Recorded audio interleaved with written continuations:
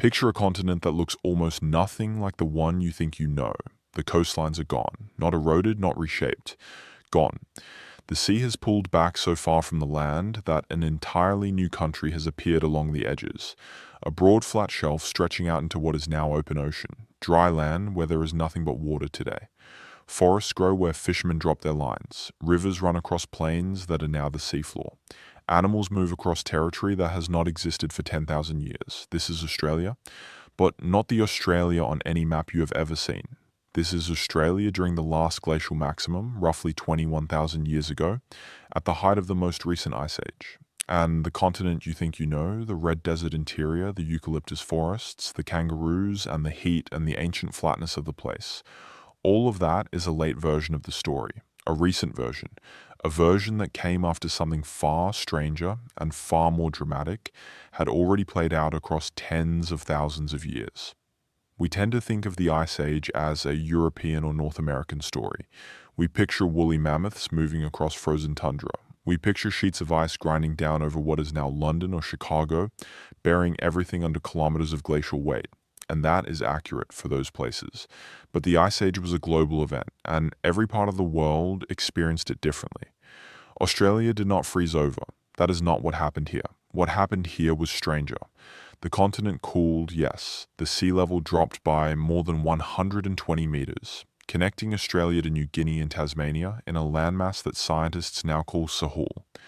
The rainfall pattern shifted so dramatically that places which are desert today were once filled with lakes and running rivers, and places which have water now were once so dry that almost nothing could survive in them.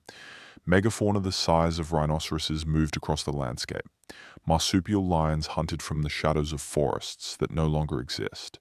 Giant birds 8 feet tall walked through grasslands that are now underwater, and through all of it, human beings were there, watching it happen, living through it, remembering it, and passing those memories down in the oldest continuous cultural tradition in the history of our species.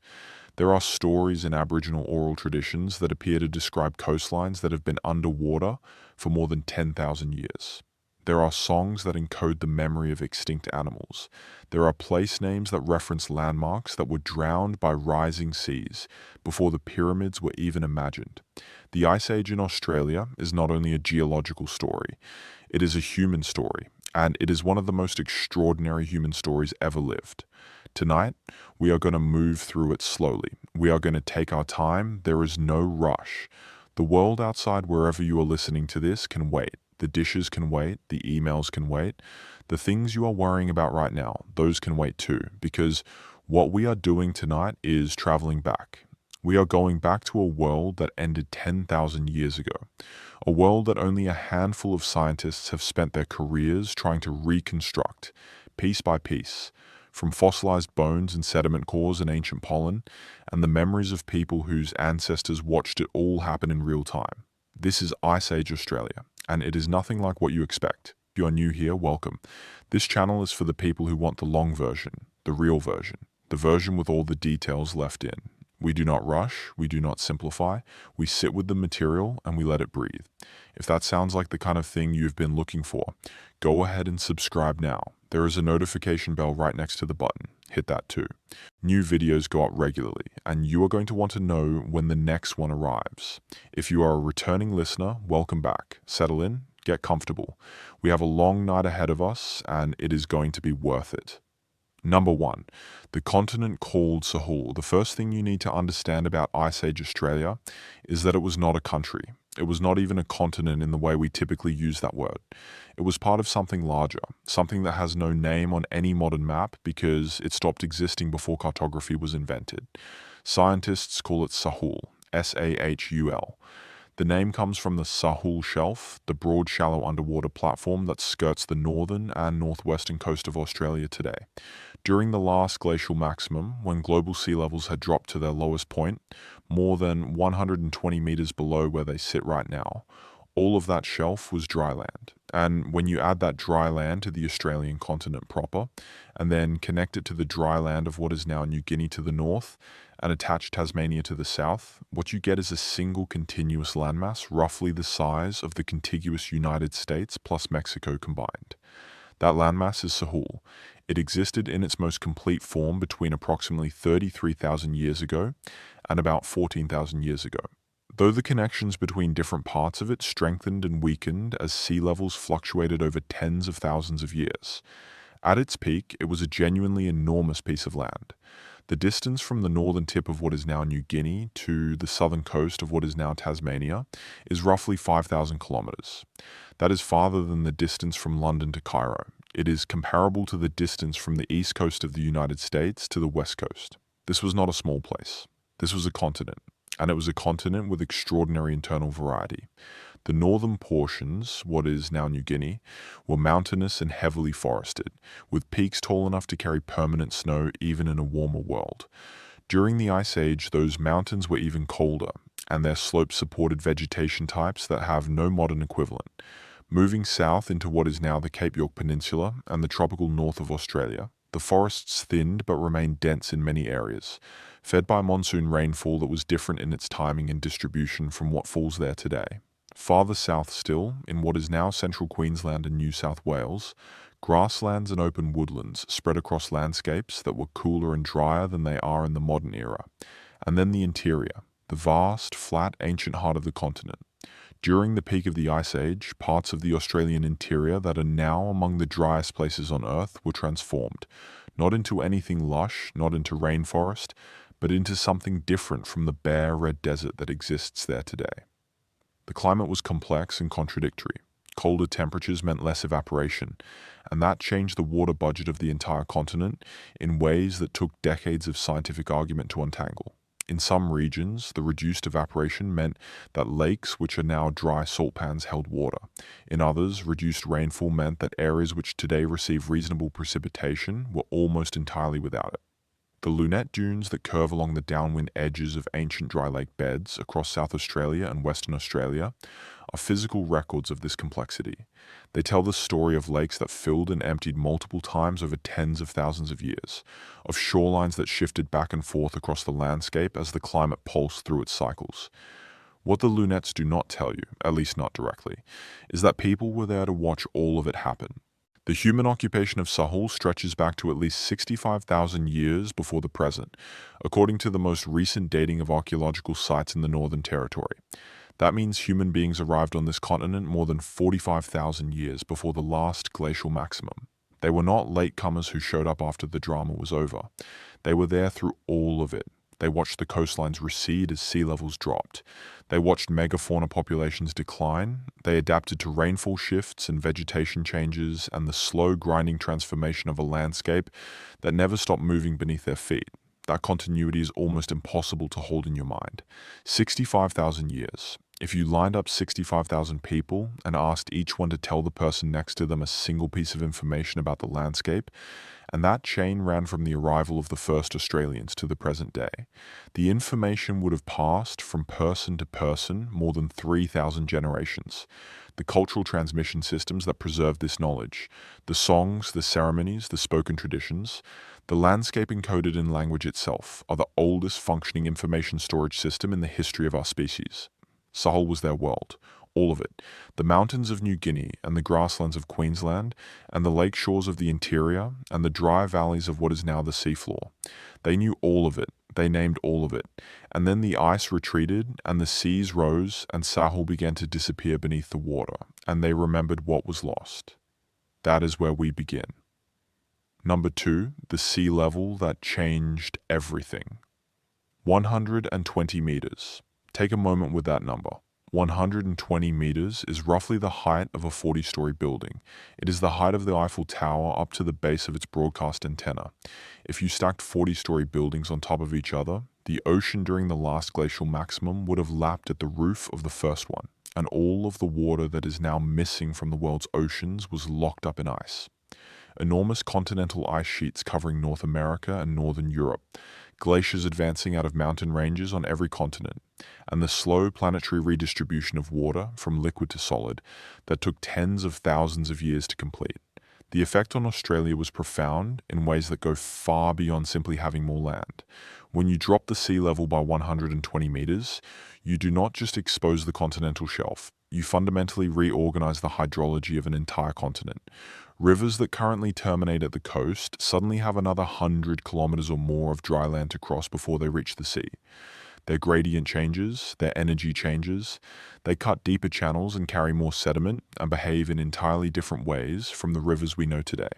Streams that are now submarine canyons off the edge of the continental shelf were once active watercourses running through open air.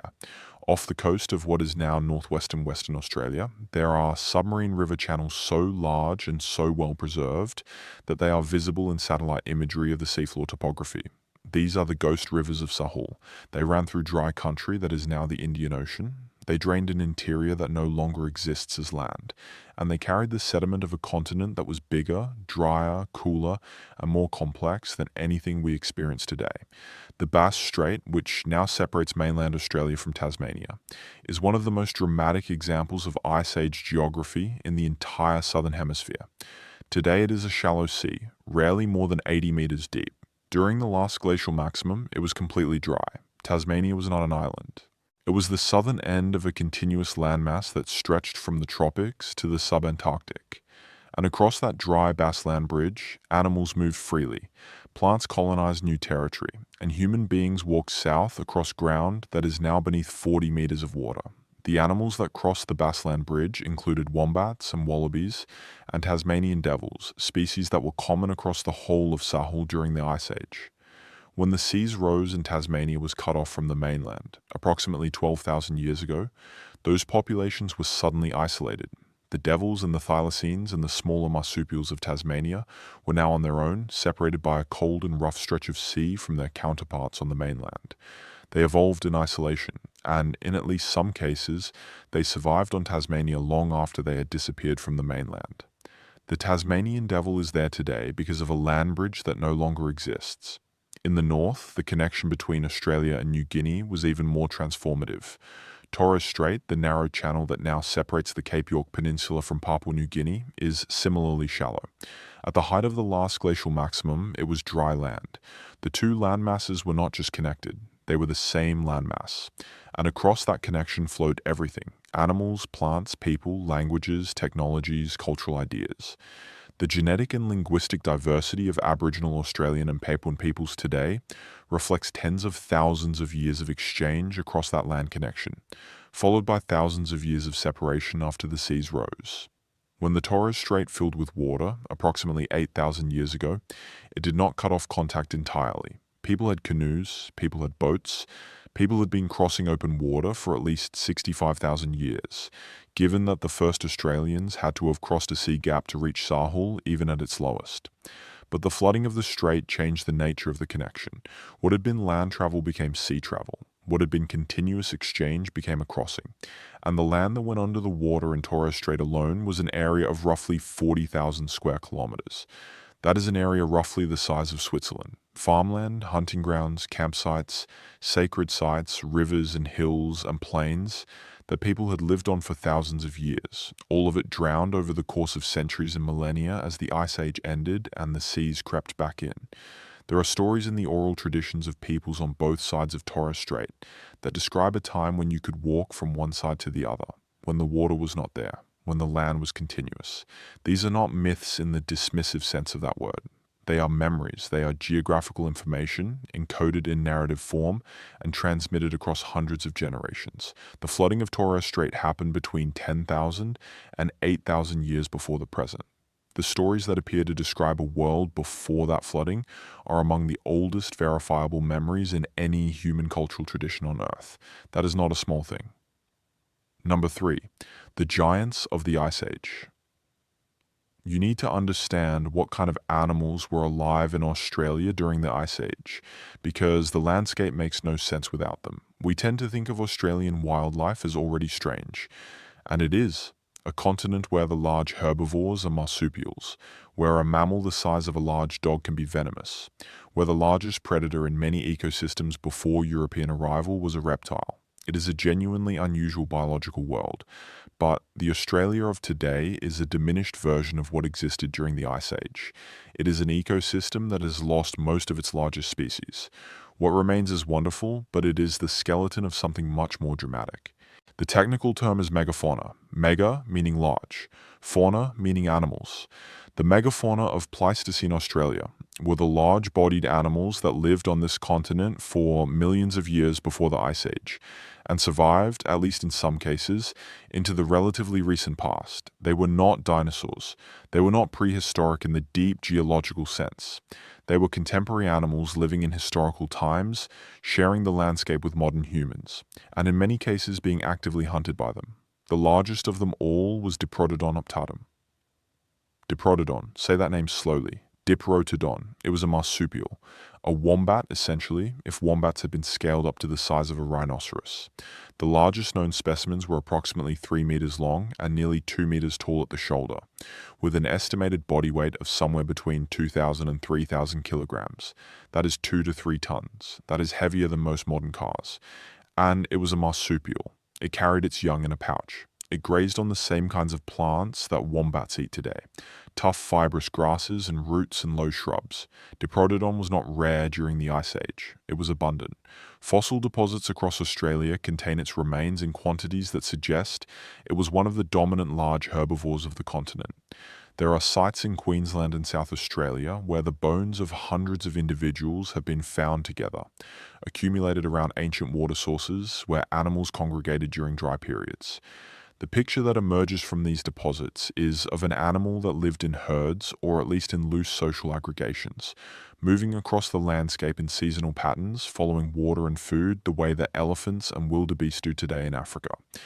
Diprotodon lived alongside a suite of other megafauna that would make the Australian bush almost unrecognizable to modern eyes. There was Palocestes azale, another large marsupial, about the size of a horse, which is thought to have used a trunk-like muscular snout to strip bark and leaves from trees. There was Zygomaturus trilobus, a hippopotamus-sized marsupial that appears to have lived in swampy or wetland environments, leaving fossils in the lake sediments of southeastern Australia. There was Procoptodon goliath, the giant short-faced kangaroo, which stood nearly 3 meters tall and may have weighed 240 kilograms, and which moved through the Ice Age grasslands of Australia on feet so different from modern kangaroos that some researchers believe it may have walked rather than hopped. And there was Thylacoleo carnifex, the marsupial lion. We will come back to Thylacoleo in detail later tonight, but for now, understand that it was the apex predator of Ice Age Australia, not a large cat, not a wolf or a bear, a marsupial. And it was not a gentle or passive animal. Its skull structure and dental analysis suggest a bite force that, proportional to body size, exceeded that of any modern mammalian predator. It had semi-retractable claws. It had a killing bite that severed the spinal cord. And it lived in a landscape full of 3-ton herbivores that it needed to take down in order to survive. All of these animals, every single one of them, were gone before the last Ice Age was fully over. Most of them disappeared between 46,000 and 40,000 years before the present, with a handful of species hanging on in reduced ranges until perhaps 30,000 years ago. By the time sea levels began their final rise, and the Great Ice Age climate transition was underway, the megafauna of Australia were already gone. The question of why they disappeared is one of the most heated debates in Australian paleontology, and we are going to spend considerable time on it later tonight. But first, we need to understand the world those animals lived in, because the Ice Age landscape of Australia was as extraordinary as the animals that walked through it. Number 4. A climate unlike anything on Earth today. The word cold is insufficient. When people think of the Ice Age, they tend to imagine a uniformly cold world, a planet-wide winter that was simply several degrees colder than the world we inhabit now. And while that is true in a rough statistical sense, the average global temperature during the last glacial maximum was something like 5 to 8 degrees Celsius colder than the pre-industrial modern average. It profoundly misrepresents what that cooling actually meant on the ground, in the air, in the specific landscapes where animals and people actually lived. In Australia, the climate of the last glacial maximum was not simply a cooler version of the modern climate. It was a genuinely different climate system operating by different rules. Start with the temperature. In southeastern Australia, particularly in the highlands of what is now the Great Dividing Range, temperatures during the glacial maximum were approximately 9 to 10 degrees Celsius colder than they are today. That is not a subtle shift. That is the difference between a warm spring day and a cold winter night. The mountain ranges of southeastern Australia, which today carry snow only seasonally and only at their highest elevations, were significantly glaciated during the last glacial maximum. Glaciers moved through valleys in the snowy mountains. Permanent ice fields covered areas that are now skiing terrain in winter and hiking terrain in summer. The tree line on Australian mountains was somewhere between 800 and 1,000 meters lower than it is today. Tasmania, which is farther south and higher in elevation, was dramatically transformed. At the height of the glaciation, roughly one-third of the island was covered in glacial ice, the kind of ice you associate with Greenland or Patagonia, moving, grinding, carving ice. Ice that left the deep U-shaped valleys, unpolished rock faces, and scattered boulders that you can still see in the Tasmanian wilderness today. The glaciers of the Cradle Mountain area, the walls of Jerusalem, the deep cold lakes of the Central Plateau, all of these are the handwriting of Ice Age glaciation, left in stone and water for anyone who knows how to read it. But here is the complexity that most popular accounts leave out. While parts of Australia were significantly colder and some parts were glaciated, the interior of the continent was not simply a cold desert.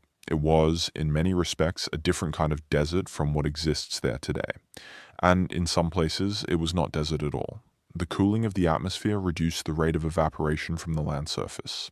Less evaporation meant that whatever rainfall did fall was more effective. Water that fell in the interior of the continent did not immediately disappear into the air the way it does today. It persisted in soils and in surface depressions for longer periods. And this had consequences for lake systems across the interior that paleoclimatologists have spent decades trying to document. Lake Mungo in far western New South Wales is now a completely dry salt lake. Its bed is cracked white clay fringed by extraordinary lunette dunes of sand and clay that glow orange and pink in the late afternoon sun. But during certain periods of the Pleistocene, Lake Mungo was full, not just damp. Full. A proper freshwater lake, several meters deep, supporting fish populations, surrounded by vegetation, visited by megafauna, and frequented by human beings who left behind the earliest known cremation burial in human prehistory, dated to approximately 42,000 years before the present. The human remains found at Lake Mungo were discovered in 1968, and they changed everything that scientists thought they knew about the occupation of Australia and the sophistication of its early inhabitants. Mungo Lady, as she's known, was not simply buried. She was cremated, her bones were smashed and then burned a second time, and then buried in a careful, deliberate way. This is not the behavior of a population on the edge of survival in a harsh environment. This is the behavior of a complex society with elaborate mortuary traditions, and they were doing this 42,000 years ago on the shores of a lake that no longer exists, in a landscape that was already utterly unlike the landscape we see there today. The rainfall patterns of Ice Age Australia were also shifted in their seasonality, not just their quantity. The monsoon system that drives wet season rains across the tropical north today operated on a different schedule. At the glacial maximum, the northern monsoon was weakened and its southern penetration was reduced. Rainfall that today reaches deep into central Queensland was stopped farther north.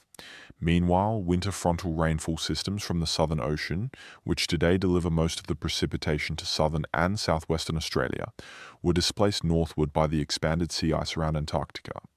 The entire rain delivery system of the continent was operating in a configuration that has no modern analog.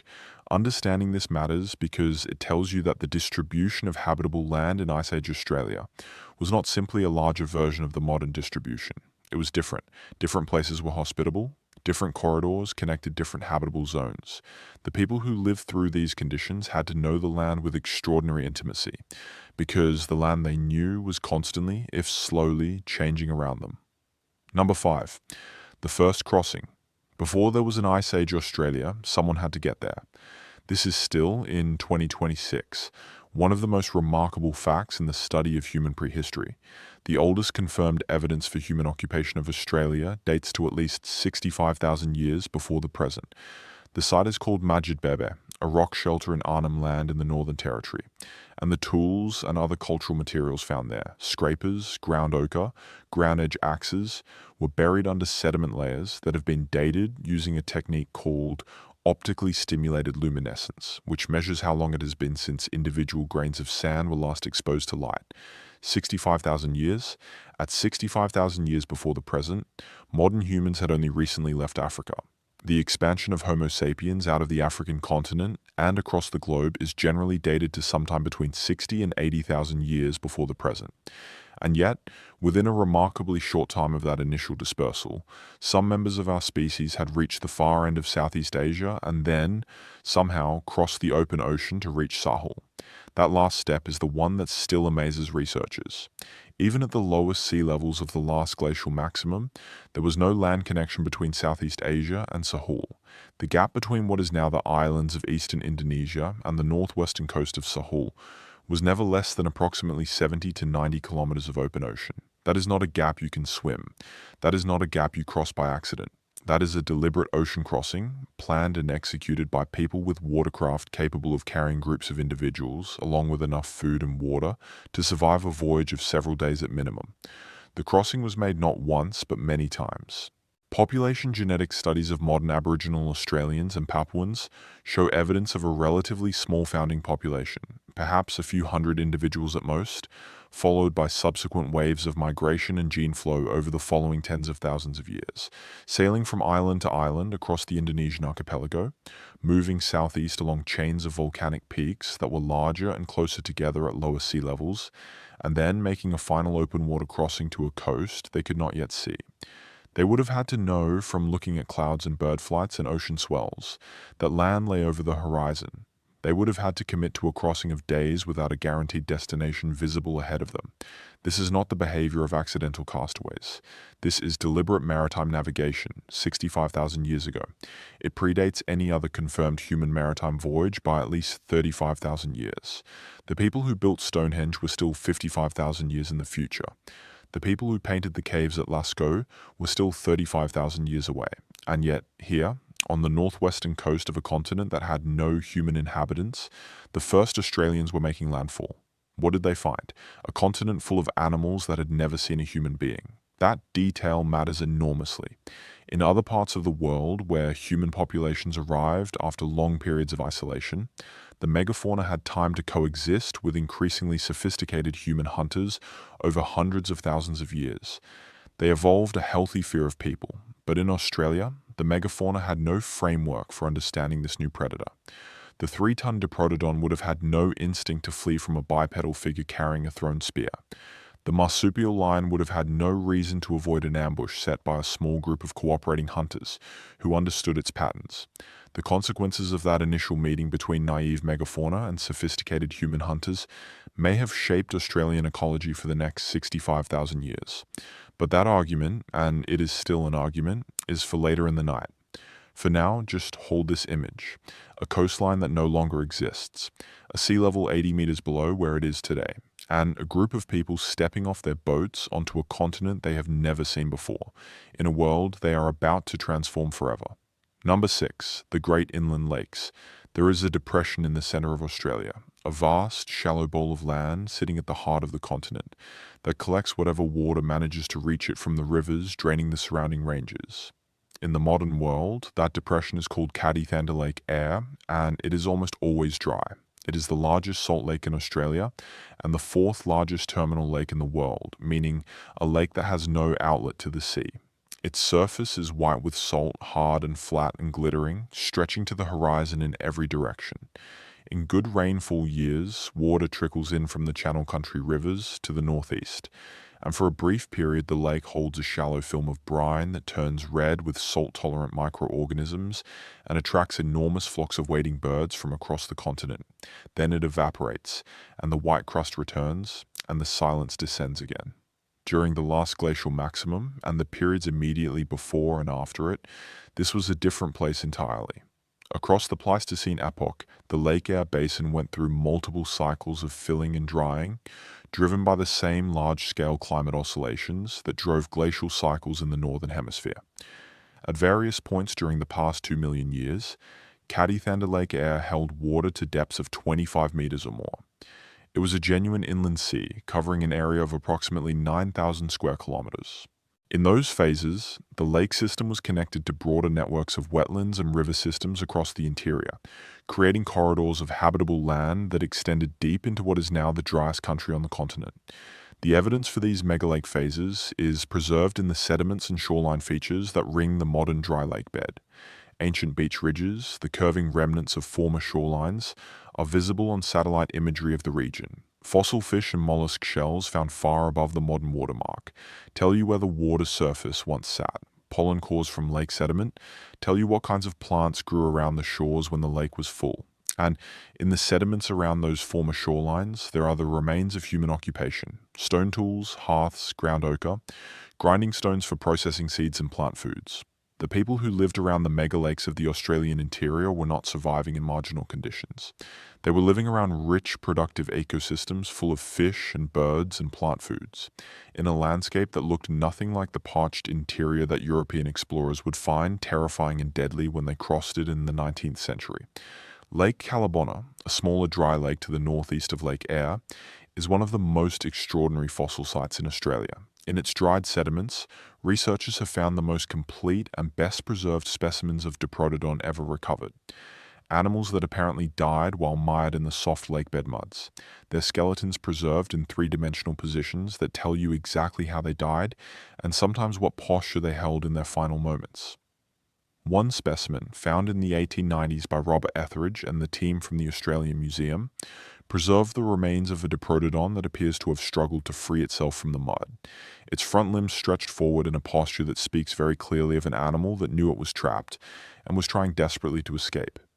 That image, a 3-ton marsupial rhinoceros dying slowly in the drying mud of a shrinking Ice Age lake, tells you something visceral about what it meant for the climate to shift. Lakes that had sustained entire ecological communities for thousands of years did not disappear overnight. They shrank. Year by year, decade by decade, the water retreated. The animals that depended on the lake were forced to concentrate around the shrinking margins, competing for dwindling resources, pushing into softer ground in search of the last remaining water. Some of them did not make it out. The human inhabitants of those landscapes were watching all of this. They were watching the water retreat. They were watching the animals die. And they were adapting, as they had adapted to every previous shift in the climate across tens of thousands of years, finding new food sources, developing new technologies, restructuring their seasonal movements across the landscape to track the resources that remained. That capacity for adaptation is the defining characteristic of Ice Age Australians. They were not simply enduring the climate of the Pleistocene, they were mastering it. Number 7. Thylacoleo, the marsupial lion. Let us talk about the most frightening animal in Ice Age Australia. It was not the largest. Diprotodon was larger. It was not the most dangerous to encounter in open ground. The giant short-faced kangaroo, Procoptodon, could have inflicted serious damage with its feet. But if you were a person moving through the Ice Age woodlands of Australia on foot, carrying a spear, the animal you would most want to avoid encountering at close range in dense vegetation was Thylacoleo carnifex, the marsupial lion. Thylacoleo was about the size of a modern African lion. Adults probably weighed between 100 and 160 kilograms. That is not small, but it was not the size that made it remarkable. It was the mechanics of what it could do with that size. The skull of Thylacoleo is one of the most analysed objects in Australian paleontology. Researchers have spent enormous amounts of time and computing power running biomechanical models of how it worked because the skull is unusual in ways that do not have a simple modern equivalent. The teeth are not like any modern predator's teeth. Thylacoleo had enormous blade-like premolars, what paleontologists call carnassials, that were adapted for cutting rather than crushing. They worked like the blades of pruning shears, slicing through flesh and sinew with exceptional efficiency. And its bite force, when modeled biomechanically, was extraordinary. A 2008 study led by Stephen Rowe at the University of New South Wales used finite element analysis, the same computational technique used to test the structural integrity of bridges and aircraft, to model the bite forces of Thylacoleo and compare them to modern large predators. The results were striking. Thylacoleo had a bite force quotient, which is bite force adjusted for body size, that exceeded that of modern lions and spotted hyenas. Proportional to its body weight, it had one of the most powerful bites of any mammalian predator that has ever lived, but bite force was only part of the picture. The claws of Thylacoleo were retractable, or at least semi-retractable, in a way that more closely resembles a cat than a marsupial. Most marsupials have relatively simple fixed claws. Thylacoleo had claws that could partially extend and retract, and the thumb of its forepaw was modified into a large, opposable, sickle-shaped hook.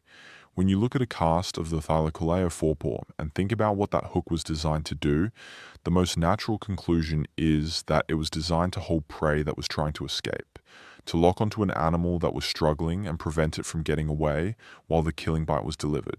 The killing bite of Thylacoleo appears to have targeted the back of the skull and the base of the neck. Several megafauna bones from Ice Age sites in Australia show puncture marks and scoring consistent with Thylacoleo predation, concentrated at the skull base and upper vertebrae. This is a spinal cord targeting strike, quick and effective. What did Thylacoleo hunt? The honest answer is that we are not entirely certain, but the most likely prey animals, given its size and the proportions of its jaws and limbs, include juvenile or subadult Diprotodon, medium-sized macropods, and quite possibly the younger calves of larger megafauna species. Whether it ever targeted adult humans is unknown. There is no confirmed evidence of Thylacoleo predation on human remains, but the people who lived in Ice Age Australia were certainly aware of it, because Aboriginal oral traditions and rock art depictions include animals that researchers have tentatively identified as Thylacoleo. The Quincan rock art sites in Queensland preserve paintings of a creature with a long tail, powerful forearms, and a distinctive body shape that some researchers believe may represent a cultural memory of the marsupial lion. If so, then the memory of Thylacoleo was preserved in human art and story for tens of thousands of years after the animal's extinction, which is extraordinary, but perhaps not surprising. An animal that could kill you with a bite to the back of your head from ambush in a forest is the kind of animal that a culture never forgets. Number 8. The rivers that no longer flow. Water tells you everything about a landscape. Where water moves, life follows. Where water accumulates, civilization clusters. The rivers of a continent are its circulatory system, carrying resources from one part of the landscape to another, connecting the highlands to the lowlands, the mountains to the sea, the rain-catching ranges to the dry interior. And the rivers of Ice Age Australia were profoundly different from the rivers that flow or do not flow across that landscape today. Some rivers that exist today were far larger and more powerful during the Pleistocene. The Murray-Darling system, which is still the largest river network in Australia, draining more than 1 million square kilometres of southeastern Australia, was at various points during the Pleistocene a significantly more active and powerful system than it is in the modern era. Sediment deposits along its channel tell the story of flow events that would be unimaginable in the context of modern Australian rainfall. The system was carrying volumes of water and sediment that suggest discharge events far beyond anything in the historical record. But some rivers that existed during the Ice Age no longer exist at all. Across the interior of Australia, there is a network of ancient channels called paleochannels that show up on satellite imagery and in geophysical surveys as buried or partially exposed features in the landscape.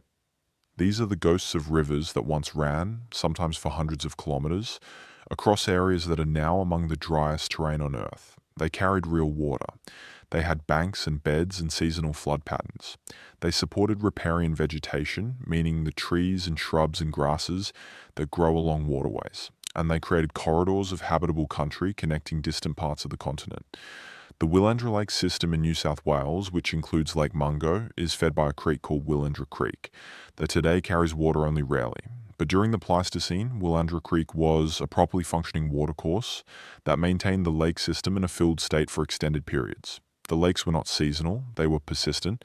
They had fish populations, which means they had prey species for water birds, which means they supported complex ecological communities, which means they supported human populations with a reliable food base. The evidence from Lake Mungo and the surrounding Willandra Lakes tells you that the people who lived there between 40,000 and 20,000 years before the present were not nomadic wanderers in the extreme sense that colonial-era observers sometimes characterize Aboriginal Australians. They were people with sophisticated relationships to specific places, returning to the same lake shores season after season, year after year, generation after generation, building deep knowledge of a particular landscape and its rhythms. And then the lakes dried out, not suddenly, not catastrophically, at least not always. The drying of the Willandra Lake system was a gradual process that played out over thousands of years, driven by the same complex interactions of rainfall reduction, temperature change, and vegetation shift that affected the entire continent during the transition out of the last glacial maximum.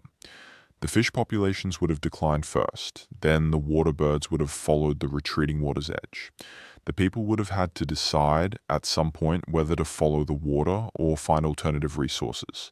We know they were at Lake Mungo for at least the beginning of this process, because there are human burials dated to the period when the lake was drying.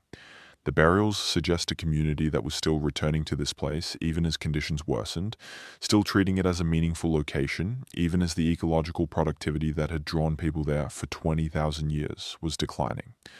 The memory of what those lakes had been may have persisted in story and song long after the lakes themselves were gone.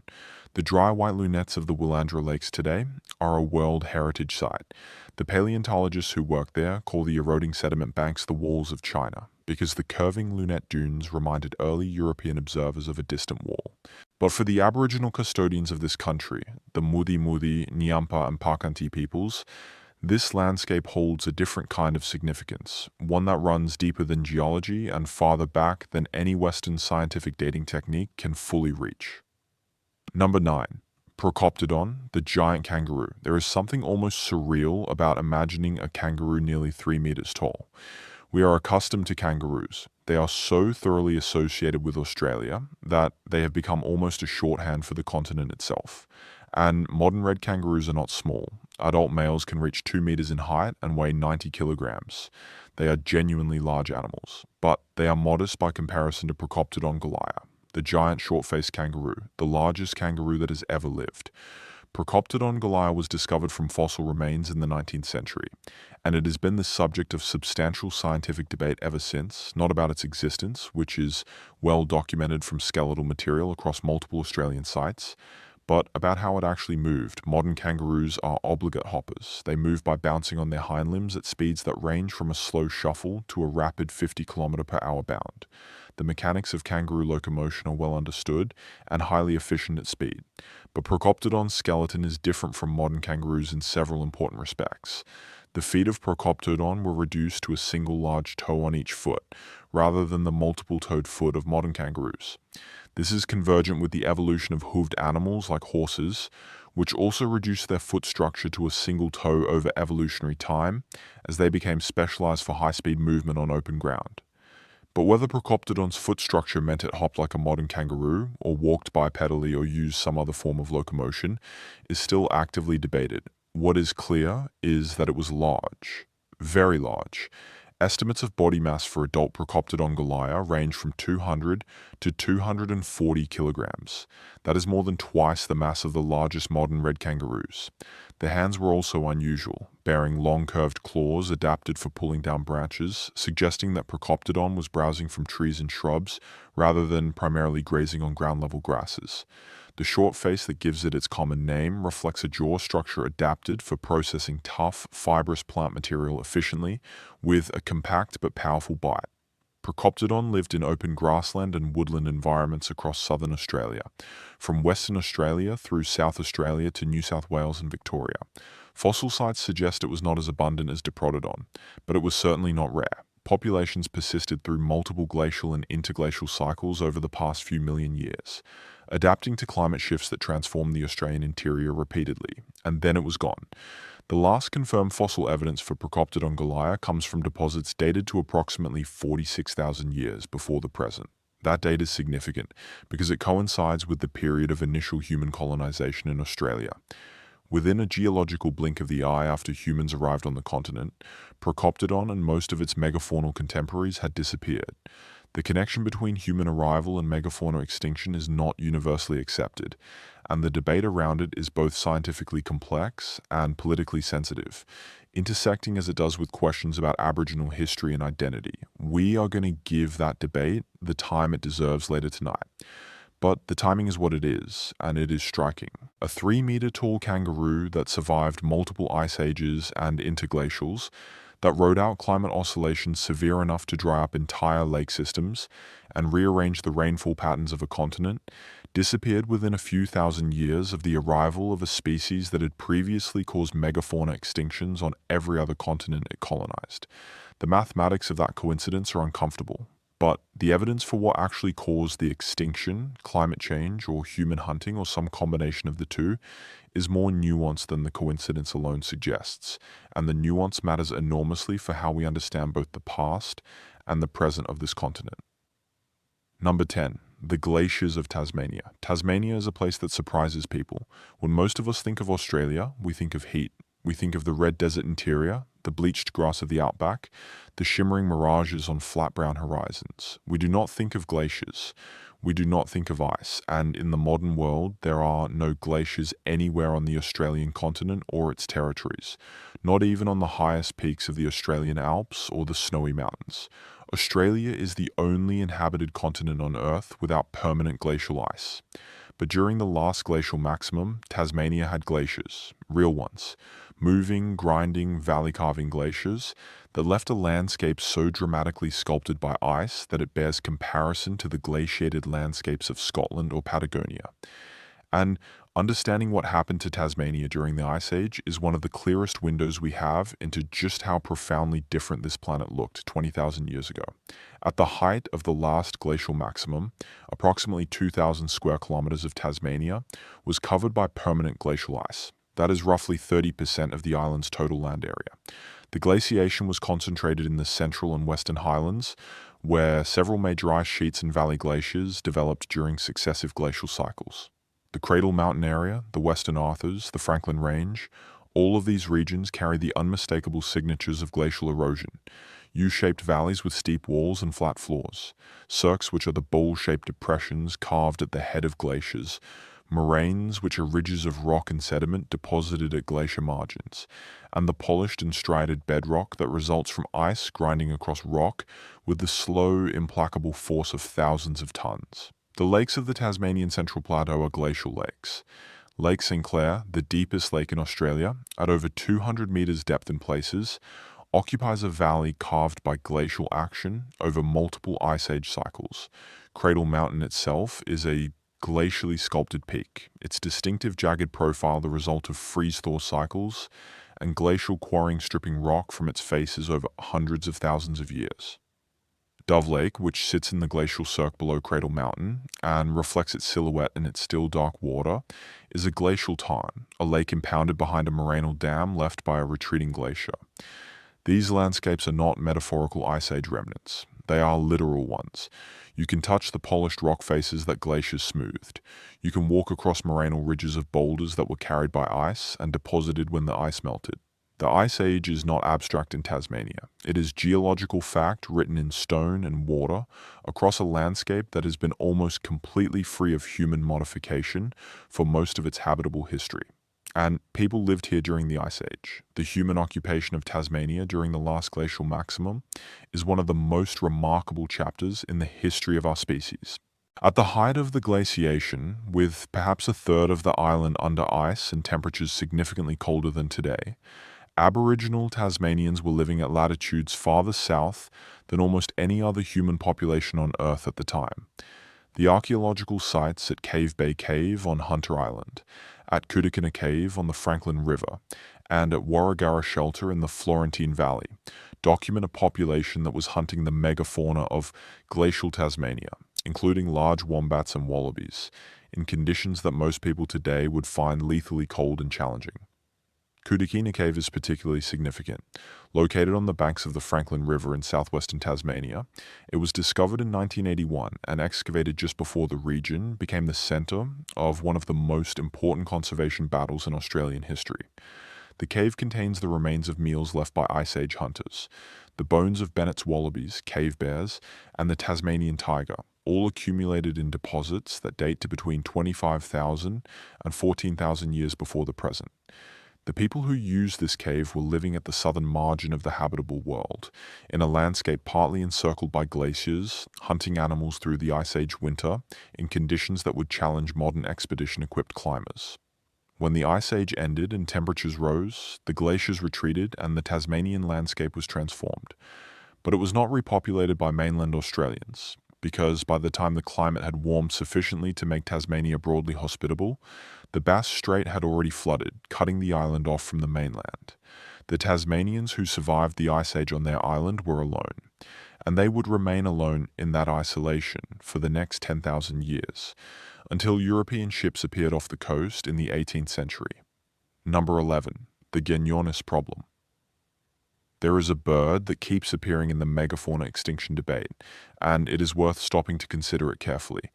Genyornis newtoni, the egg bird, or more formally, Genyornis, a member of a group of large flightless birds called dromornithids, sometimes called mihirongs, which is an anglicization of the Jab-Wurrung word for the giant birds, meaning something close to very big bird. Genyornis was not the largest of the dromornithids. Some of its relatives from earlier geological periods may have weighed up to 500 kilograms, but it was a substantial animal nonetheless. Adults probably stood about 2 meters tall and weighed somewhere between 200 and 230 kilograms. It had a large, heavy bill, a robust body, and it was definitely flightless. Its wings were vestigial, far too small to provide lift for an animal of its mass. What Genyornis ate is a matter of some debate. Its bill morphology, which is heavy and deep rather than the flat bill you see in grazing waterfowl, suggests it was processing relatively tough plant material, possibly seeds, tubers, or hard fruit. It was not a predator, it was not a scavenger. It was a large, slow-moving plant-eating bird that lived in open woodland and grassland environments across much of Australia.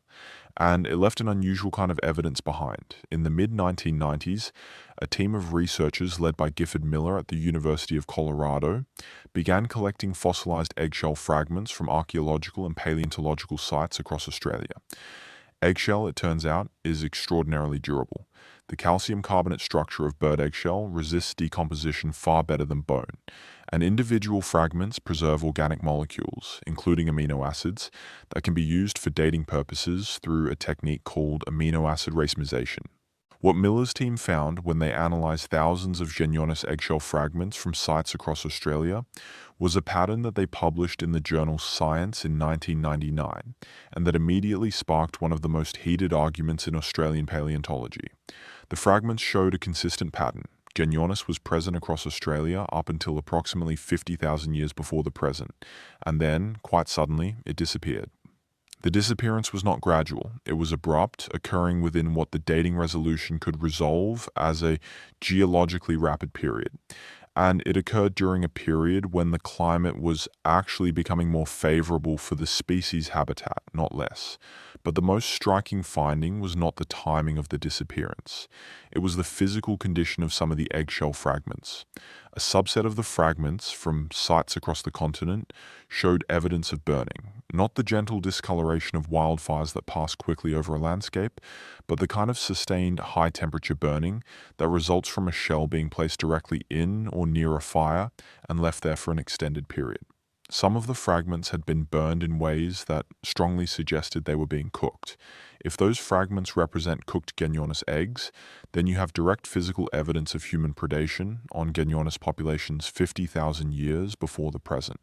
You have evidence that people were finding and consuming the eggs of this large, flightless bird, removing its reproductive capacity from the ecosystem in a way that could, over time, drive a slow reproducing species to extinction, even if adult birds were never directly hunted. The Genyornis case is not closed. Critics of the human predation hypothesis point out that the burned fragments could have been exposed to natural wildfires. Defenders of the hypothesis point to the temperature and duration signatures of the burning, which differ from typical wildfire signatures. The debate continues, but the pattern is there. A large, slow-reproducing bird that survived multiple ice age cycles disappeared abruptly in the period following human arrival, and some of its eggshell fragments appear to have been cooked. The bird never knew what hit it. Number 12, the megafauna extinction debate. This is the argument that never ends. It has been running since the 1960s, when the American geoscientist Paul Martin proposed that the extinctions of large mammals at the end of the Pleistocene around the world were caused primarily by human hunters, a hypothesis he called Pleistocene overkill. Martin's argument was stark. Wherever modern humans arrived, large animals disappeared. The timing was too consistent across too many continents and islands to be coincidental. People killed them. The counter-argument was immediate and passionate. The end of the Pleistocene was also the end of an ice age. The climate was changing dramatically. Ecosystems were being restructured. The megafauna were stressed by habitat loss, vegetation change, and the disruption of their food resources long before any human spear reached them. Blaming Aboriginal Australians for the extinction of their continent's megafauna, critics pointed out, was an argument that needed to be treated with extreme caution in a colonial context where Indigenous peoples have historically been cast as ecologically destructive in order to justify the removal of their land rights. This political sensitivity is real, it matters. But the science also matters, and over the past 30 years, it has become significantly more nuanced on both sides of the debate. Here is what we know with reasonable confidence. The Australian megafauna extinctions were not a single event. Different species disappeared at different times. The very largest species, including Diprotodon and the giant wombat Phascolonus gigas, appear to have disappeared earliest, around 46,000 to 42,000 years before the present. Smaller megafauna species persisted longer in some regions. The Tasmanian tiger, Thylacynus cynocephalus, survived on the Australian mainland until at least 2,000 years before the present, when it was apparently driven to extinction there by a combination of human pressure and the introduction of the dingo.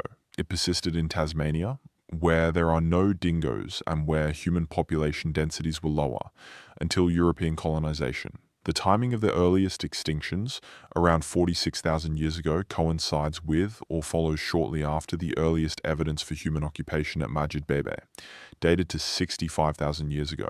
But there is a significant gap between 65,000 years and 46,000 years. If humans were such devastating hunters, why did it take them nearly 20,000 years to drive the megafauna to extinction?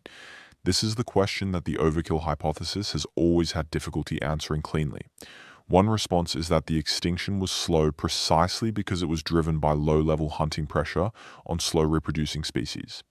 A large herbivore with a gestation period of years, and that produces only one offspring at a time, which is the reproductive profile of many megafauna species, cannot sustain even modest levels of additional adult mortality above what natural predation already imposes.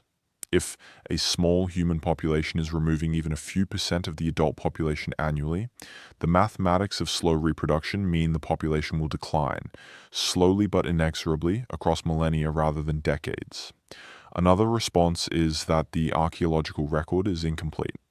The 65,000-year date at Majid Bebe is the earliest confirmed date, but absence of evidence is not evidence of absence.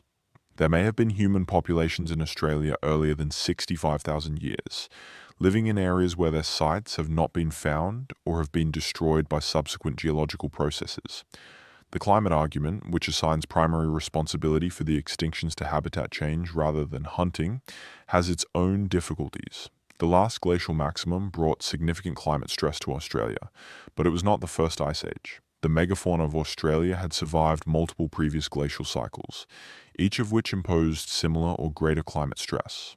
Why should this particular climate transition, which was not unusually severe by Pleistocene standards, have caused extinctions that previous transitions had not? The answer that most researchers now favor is that both factors mattered. Climate stress reduced megafauna populations and fragmented their ranges, making them more vulnerable. Human hunting pressure, even at low levels, pushed stressed populations over the edge. The extinction was not overkill in the dramatic sense of deliberate slaughter campaigns. It was a slow, continent-wide, multi-millennium process in which the addition of a new and highly effective predator to ecosystems that were already under stress from climate change produced outcomes that neither factor alone would have caused. That is an unsatisfying answer for people who want a simple story. But it is probably close to the truth, and it means that the first Australians, 65,000 years of continuous culture notwithstanding, were not exempt from the human tendency to transform the ecosystems we inhabit.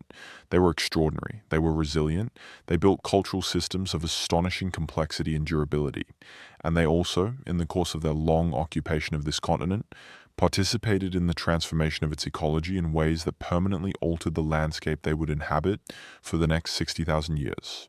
That is a complicated legacy. It is also a human one.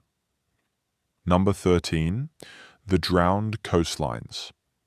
The most important archaeological sites in Australia may be underwater. That is not an exaggeration, and it is not speculation. It is a straightforward consequence of what we know about where Ice Age people lived and where the sea level subsequently rose.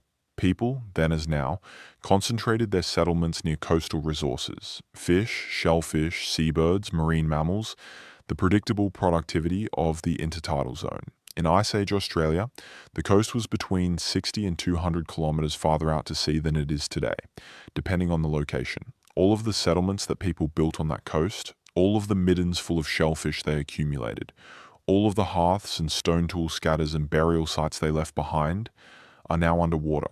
The continental shelf around Australia is not uniform in its depth. In some areas, notably the northern shelf between Australia and New Guinea and the shallow waters of the Great Australian Bight, the shelf is very broad and only gradually deepens.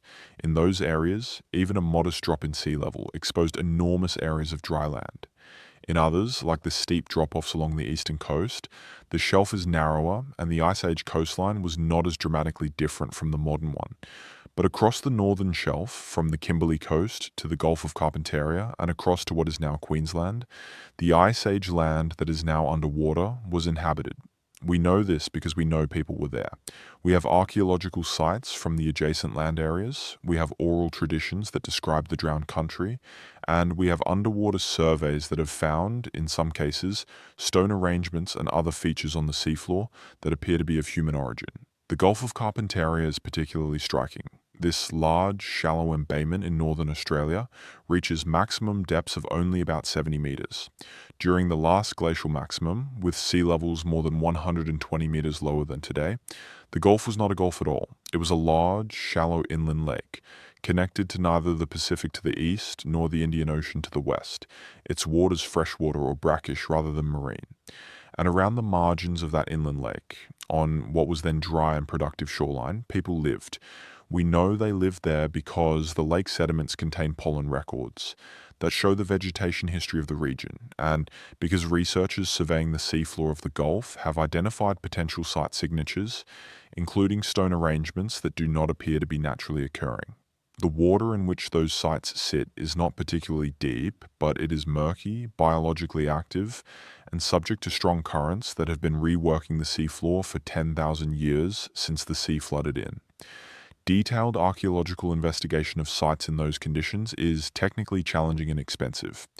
The oral traditions of Aboriginal communities on both the Queensland and Northern Territory coasts of the Gulf preserve stories of land that is now under the sea. Stories of rivers that ran across what is now the seafloor. Stories of travel between places that are now islands, but were once connected by dry land. Researchers working with these communities have begun mapping the underwater landscape against the oral traditions, identifying specific features described in the stories, and locating them on bathymetric charts of the Gulf floor. This kind of research, oral tradition-guided underwater archaeology, is in its infancy in Australia. But what has already been documented is enough to suggest that the drowned coastlines of the continent contain archaeological material of extraordinary significance, material that could fundamentally change our understanding of Ice Age Australian society, technology, and population density. Most of it is inaccessible. Some of it is being destroyed by bottom trawling. All of it is being slowly processed by the biological and physical forces of the marine environment, which do not treat archaeological sites gently. The Ice Age Australia that lies under the sea may be the most important and most rapidly disappearing archaeological record on the planet, and almost no one who does not work in this field knows it is there. Number 14. Fire and the transformation of a continent. There is a word in ecology, pyric, meaning related to or shaped by fire. And if there is a single word that could summarize the relationship between Ice Age Australians and their landscape, that word would be pyrrhic. Fire was not simply a tool in the sense of a hammer or a spear. Fire was the medium through which people interacted with the landscape at scale. It was the instrument of ecological management, the mechanism for habitat modification, the primary way in which a relatively small human population could produce continent-wide effects on vegetation, wildlife distribution, and ultimately the long-term trajectory of Australian ecology. The evidence for human use of fire in Australia extends back to the earliest periods of occupation.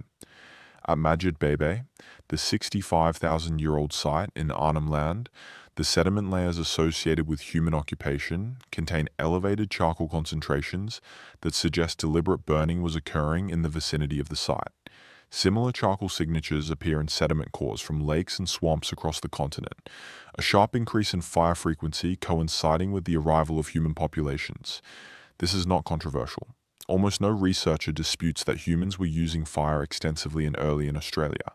The debate is about the consequences of that fire use, and specifically about whether the landscape-scale burning practices that have been documented among Aboriginal Australians in the historical era were already operating during the Ice Age, and if so, what effects they had on the megafauna and on the long-term vegetation trajectory of the continent.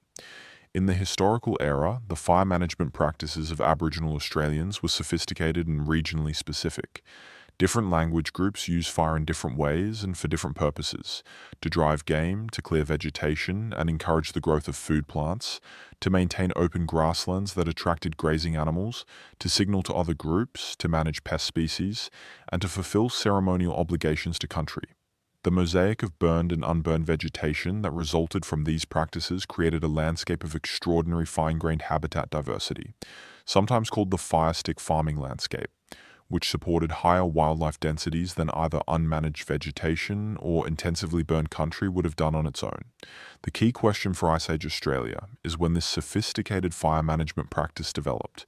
Was it present from the beginning of human occupation? Did it develop gradually over thousands of years? Did its scale and sophistication change over time? The pollen records from lake sediments across Australia suggest that the composition of Australian vegetation changed significantly following human arrival in ways that appear to be driven at least partly by increased fire frequency. Fire-adapted plant species, including many of the eucalypts that now define the Australian landscape, became more dominant after human arrival. Vegetation types that were fire-sensitive became less common, or retreated to areas where topography or rainfall provided some protection from burning. If this interpretation is correct, then the distinctive Australian landscape of today, the eucalyptus forests, the grasslands, the low shrubby understory, the fire-adapted ecology that seems so ancient and timeless, is in part a human creation, not created quickly or deliberately in the sense of a designed landscape, but shaped over tens of thousands of years by the cumulative effect of human fire use on plant communities that evolved to take advantage of the new fire regime people were imposing. This idea that Aboriginal Australians were not simply living in the Australian landscape, but had fundamentally created it through their management practices, is one of the most significant and most contested ideas in Australian environmental history. It challenges the notion of a pristine pre-European wilderness that was untouched by human hands until the arrival of the First Fleet in 1788. It argues instead that the country European colonizers encountered was already a managed cultural landscape shaped by 65,000 years of intentional human activity. For the megafauna, this fire management may have been an additional stress.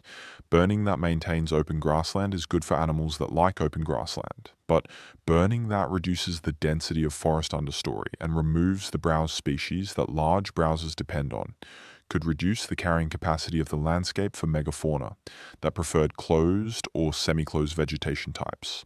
Whether this kind of habitat modification, operating over thousands of years at the continental scale, contributed to megafauna population declines remains an active area of research. What is clear is that fire is not a backdrop to the story of Ice Age Australia. It is one of the main characters. Number 15. Rock art and memory. There are images on the walls of Australian rock shelters that are older than the pyramids by 40,000 years. The rock art of Australia is one of the most extraordinary and most underappreciated cultural achievements of our species. It spans a period of at least 50,000 years, making it, along with the rock art of a handful of other regions, among the oldest known visual art tradition on Earth. And unlike the cave paintings of Europe, which were produced in a relatively brief period of cultural fluorescence and then largely abandoned, Australian rock art is not a relic. It is a living tradition. The images on Australian rock shelter walls are connected by an unbroken thread of cultural transmission to the communities that are still associated with those sites today. The oldest confirmed figurative art in Australia is from Murujuga, also known as the Burrup Peninsula, in the Pilbara region of Western Australia. The peninsula is covered in an extraordinary concentration of petroglyphs, images pecked into the surface of the ancient volcanic rocks, numbering in the hundreds of thousands across an area of roughly 50 square kilometers. The styles and subjects of the images range from relatively recent geometric forms to older naturalistic depictions of animals and humans, and some of the oldest images may depict animals that no longer exist. Researchers analyzing the Murujuga petroglyphs have identified images that appear to show the thylacine, the Tasmanian tiger, in the Pilbara region.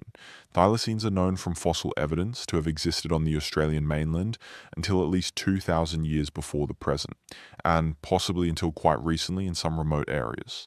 But some of the Murujuga images appear stylistically older than the period of recent thylacine mainland extinction, which would place their creation at a time when thylacines were still a living presence in the landscape.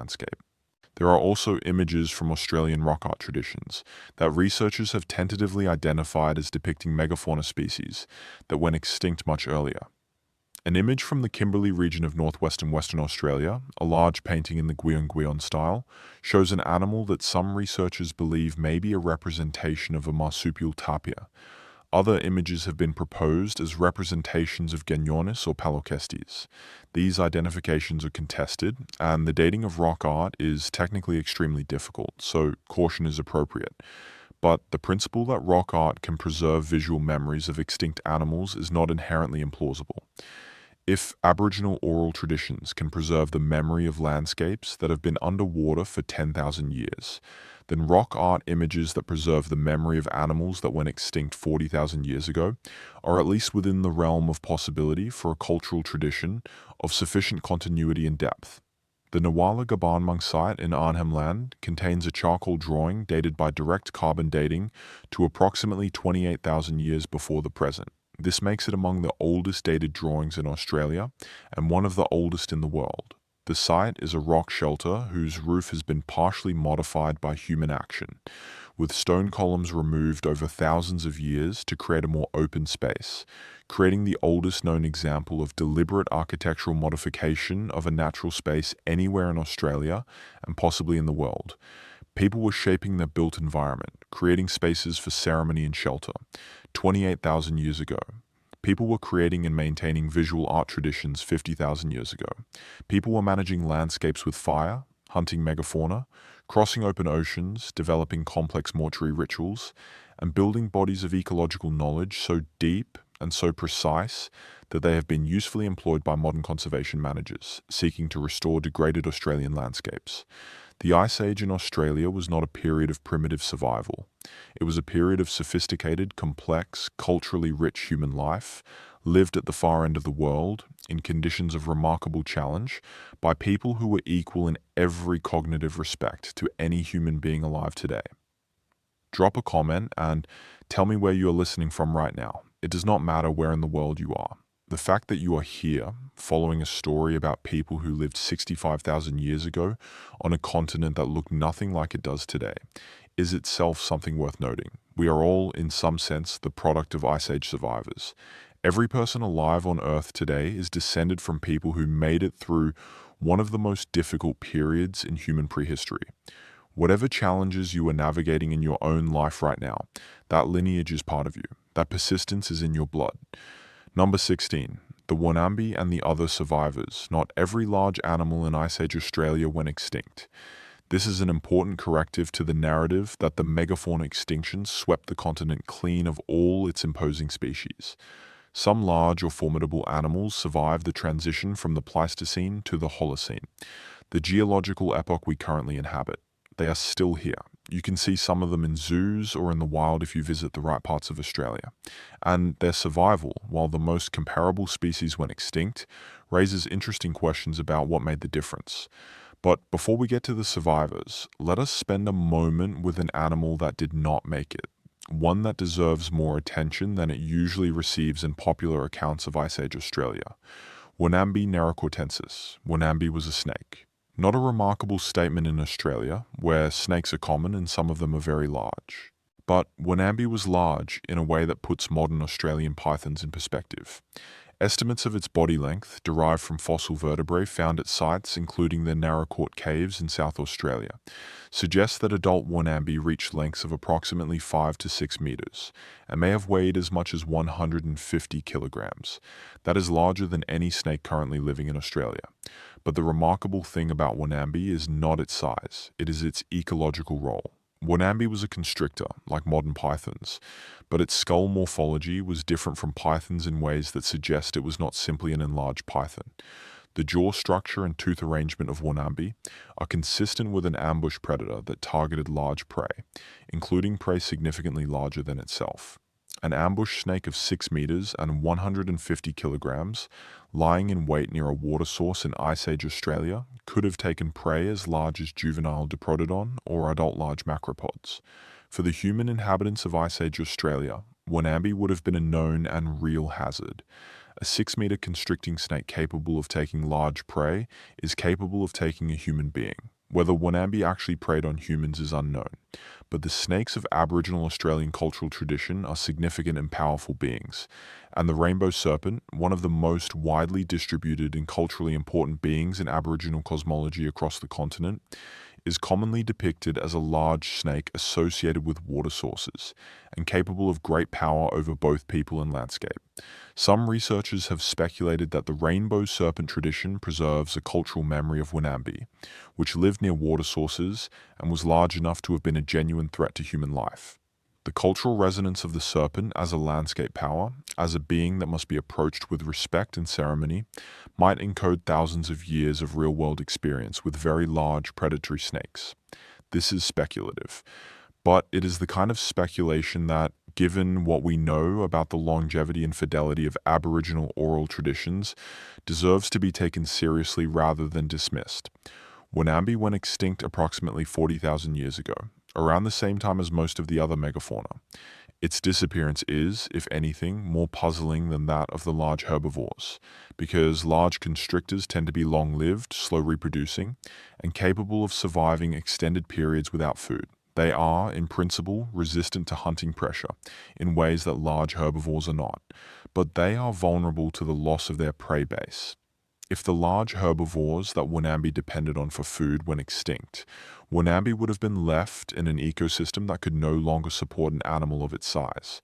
The cascade effects of megafauna extinction are rarely discussed in popular accounts, but they are real and significant. The loss of the largest herbivores does not simply create an ecological vacancy that smaller animals quickly fill. It restructures the entire energy flow of the ecosystem, removing the largest consumers of vegetation, eliminating the prey base for the largest predators, and setting off a chain of adjustments throughout the food web that can take thousands of years to stabilize. Now, the survivors. The saltwater crocodile survived the Ice Age and is still with us. So did the freshwater crocodile.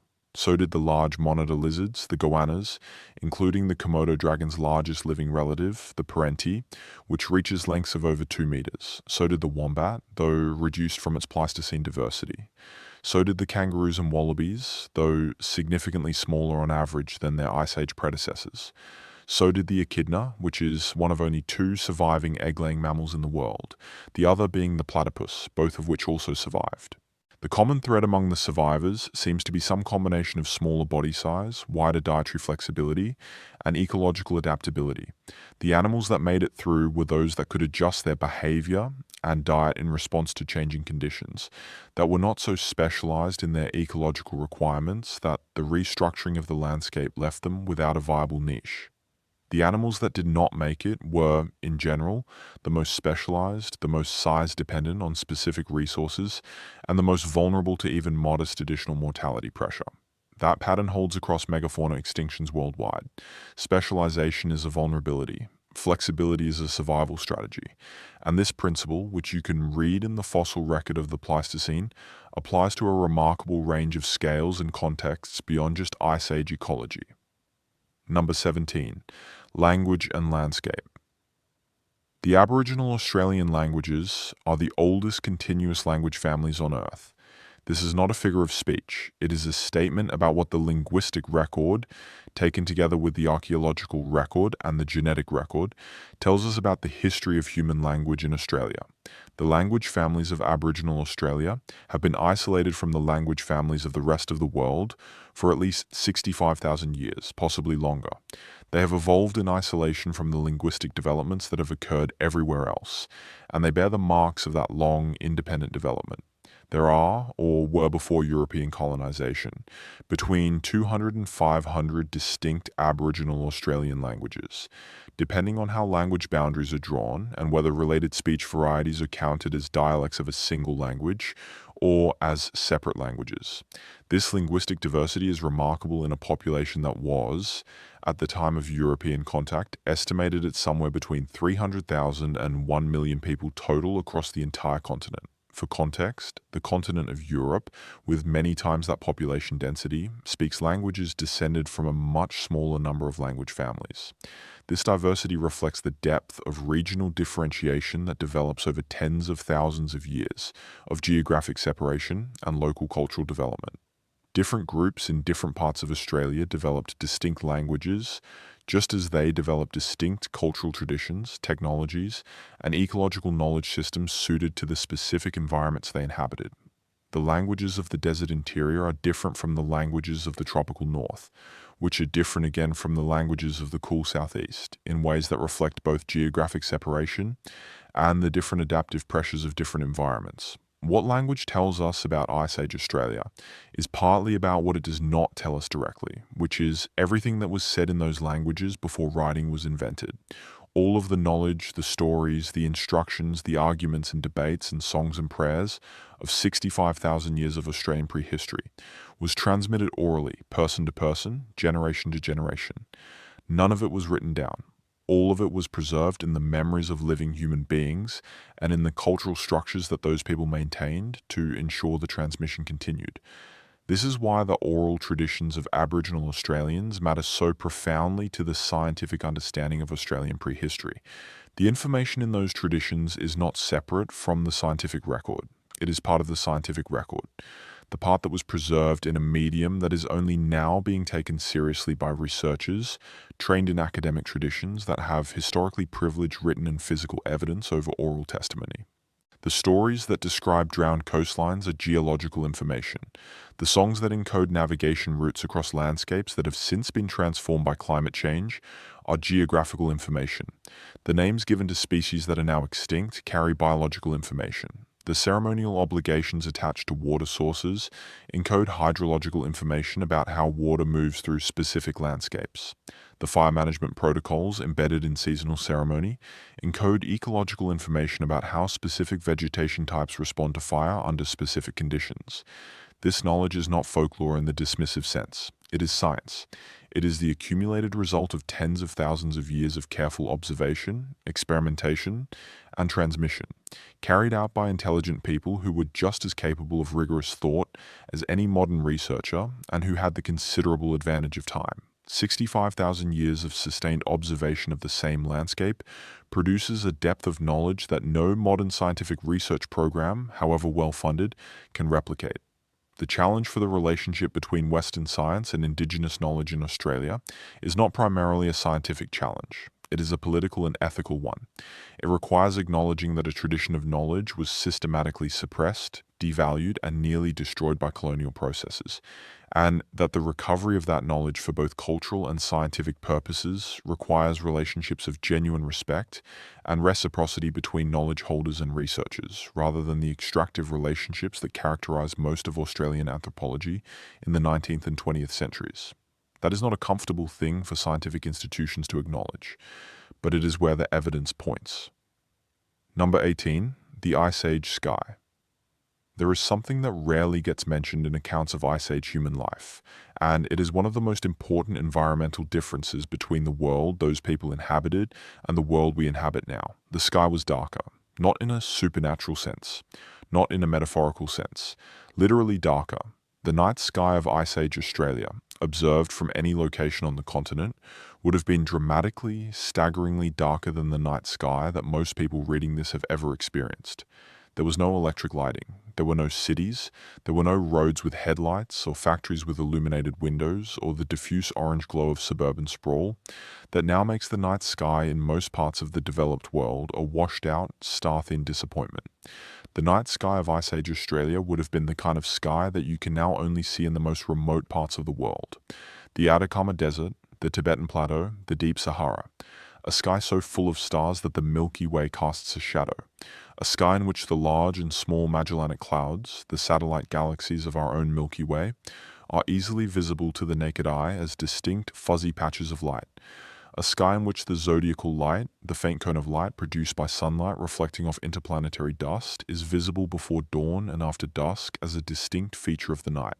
For people who are outside every night, sleeping under that sky, navigating by that sky, and observing that sky with sustained attention over generations, the amount of information available is almost incomprehensible from the perspective of a person who has spent their entire life under light-polluted skies. Aboriginal Australian astronomical traditions are among the most sophisticated documented in any pre-literate culture. The astronomical knowledge encoded in Aboriginal traditions includes detailed records of the rising and setting positions of stars and star clusters throughout the year, used for navigation and seasonal timing.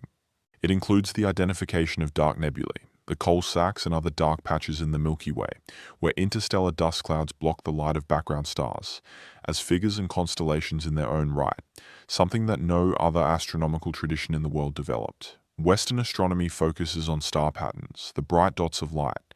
Aboriginal Australian astronomy also sees meaning in the dark spaces between the stars, the negative space of the sky. The dark constellation tradition documented in many Aboriginal Australian language groups, including the emu in the sky, whose body is formed by the dark nebula of the Southern Cross and Centaurus region, and whose head is the Coalsack Nebula, represents a genuinely original and sophisticated approach to sky observation. To see the emu in the sky, you do not need a special star map. You need to know that when the emu's head is visible above the horizon at dawn and autumn, the ground-nesting emus are laying their eggs, and that is when you go to collect them. The astronomical tradition is directly connected to ecological timing, to the management of a food resource, to the practical knowledge of a landscape and its seasonal rhythms. This integration of astronomical observation with ecological management is Ice Age science. It is the result of sustained observation across many human lifetimes, carefully transmitted through cultural mechanisms that ensured accuracy across generations. The people who developed these traditions were not doing so as an intellectual exercise. They were doing it because knowing when the emu lays its eggs and using the sky as a reliable clock to tell you when that moment has arrived is the difference between finding food and going hungry. The Ice Age Australians who developed these traditions were not mystical thinkers disconnected from practical reality. They were practical scientists who used every available tool, including the sky, to manage the extremely complex relationship between a human population and the resources of a large and variable landscape. Number 19. The beginning of the end. The climate had been cold for a long time. Then, gradually, it began to change. The transition from the last glacial maximum to the current warm interglacial period, which began around 18,000 years before the present and was not fully complete until perhaps 8,000 years before the present, was not a sudden event. It was a multi-thousand-year process of warming, punctuated by sharp cold reversals, and complicated by regional variations that mean the experience of the transition was different in different parts of the world and even in different parts of Australia. The warming began with changes in the orbital geometry of the Earth. Over cycles of approximately 100,000 years, the shape of Earth's orbit around the Sun varies from more circular to more elliptical, and the tilt of Earth's rotational axis varies from more upright to more tilted. These variations, called Milankovitch cycles after the Serbian mathematician Milutin Milankovic, who calculated them in the early 20th century, control the distribution of solar energy across the Earth's surface and over the course of the year, in ways that drive the glacial and interglacial cycles. When orbital geometry is right, the northern hemisphere summers receive more solar energy, the ice sheets begin to melt, and the planet warms. The warming that ended the last glacial maximum began in the northern hemisphere, where the ice sheets were largest and where their melting released the most water into the oceans. As the North American Laurentide ice sheet and the Eurasian ice sheets began to melt, sea levels began to rise, not quickly by human standards, not in a way that a single person living through it would notice year by year, but steadily, measurably, perhaps 1 centimeter per year on average, with episodes of faster rise when large sections of ice sheet collapsed into the ocean. For Australia, the rising sea was the most visible and most geographically transformative consequence of the warming. The broad coastal plains that had been dry land for tens of thousands of years began to flood, Rivers that had been running across the shelf found their lower reaches inundated, their mouths moving steadily inland as the sea crept up their valleys. The Bassland Bridge between mainland Australia and Tasmania began to narrow and eventually to disappear underwater. The shallow lakes and wetlands of the Gulf of Carpentaria Basin filled with the rising sea. The oral traditions that may preserve memories of this flooding describe it with a consistency that researchers have found striking. Stories from coastal communities across the Australian coastline describe a time when the sea was farther out, when you could walk to places that are now islands, when rivers met the sea in different places, when the country extended farther in every direction than it does today. The flooding of the Bass Strait, which cut Tasmania off from the mainland approximately 12,000 years ago, may be preserved in stories on both sides of the strait. Stories from mainland communities of a time when you could walk to the southern land, and stories from Tasmanian communities of a time when they were connected to the larger country to the north. The warming also brought changes in rainfall. In some parts of Australia, rainfall increased as the warming ocean evaporated more water into the atmosphere. In others, the shifts in atmospheric circulation that accompanied the collapse of the ice sheets reorganized rainfall patterns in ways that reduced precipitation. The complex interplay of these regional variations meant that the transition out of the Ice Age was not uniformly better or worse for the people experiencing it. Some areas became more productive, others became less so. Resources that had been reliable for thousands of years became unpredictable. New opportunities appeared in areas that had previously been too cold or too dry to support significant human populations. The people who navigated this transition did so without knowing it was a transition. They did not have a geological understanding of what was happening. What they had was the accumulated knowledge of thousands of years of living with climate variability, the cultural tools to adapt to change, and the deep landscape knowledge that told them where the resources were when the usual places failed. They adapted, as they had always adapted, as they had been adapting since the first people stepped off their boats onto the northwestern coast of Sahul 65,000 years before, and found themselves in a world they had never seen, and began to learn it. Number 20. What the teeth tell us. You can learn an extraordinary amount about a person from their teeth. This is not a metaphor. It is a statement about the science of dental anthropology, which is one of the richest sources of information about the lives of Ice Age Australians. Teeth are the hardest substance in the human body. They resist decomposition far better than bone. They preserve for tens of thousands of years in conditions that would destroy almost every other biological material, and they carry, encoded in their structure, a detailed record of the life of the person they belong to. The growth patterns of tooth enamel preserve a record of nutritional stress. When a child experiences a period of malnutrition or serious illness during the years when their permanent teeth are forming, the enamel being laid down during that period is disrupted. The result is a visible line or groove in the enamel of the adult tooth, called an enamel hyperplasia. By examining the teeth of Ice Age Australians for enamel hyperplasias, researchers can determine how frequently children in those populations experience serious nutritional stress, and at what ages. The teeth from Ice Age Australian sites, including individuals from the Willandra Lakes region dated to 40,000 years and more before the present, show relatively low rates of enamel hyperplasia compared to what is documented in early agricultural populations elsewhere in the world. This tells you something important. The Ice Age hunter-gatherer population of Australia was not experiencing chronic nutritional stress. Children were, on the whole, getting enough to eat. The environment, with its megafauna and its lakes and its complex ecological productivity, was supporting the human population adequately. This contrasts sharply with what happens to populations that transition to agriculture. Early agricultural populations around the world, studied through their skeletal and dental remains, almost universally show increases in nutritional stress, increases in infectious disease, and decreases in average stature compared to the hunter-gatherer populations they replaced. This seems paradoxical until you understand that agriculture, at least in its early stages, typically narrows the dietary base and increases population density in ways that create both nutritional vulnerability and disease transmission opportunities. Farming enough calories does not mean eating a nutritionally adequate diet. The Ice Age Australians were not farmers. They were managing a diverse landscape and drawing nutrition from an enormous range of plant and animal species. That dietary diversity protected them from the catastrophic consequences of any single food source failing. It also, paradoxically, may have protected them from some of the consequences of the megafauna extinctions. As the large herbivores disappeared, the human populations that had depended on them as a primary food source had to adapt. But those populations had always had multiple food sources. The megafauna were important, but they were not the only thing people were eating. The teeth also tell you about movement. The isotopic composition of tooth enamel, specifically the ratios of different strontium isotopes, reflects the geological characteristics of the water and food a person consumed during the years when their teeth were forming, typically the first decade of life. Because different geological regions have different strontium isotope signatures, you can, in principle, determine where a person grew up by analyzing their tooth enamel. If a person's tooth enamel has a strontium signature inconsistent with the area where their remains are found, they moved during their lifetime. Strontium isotope studies of Ice Age Australian remains have found evidence for long-distance movement in some individuals.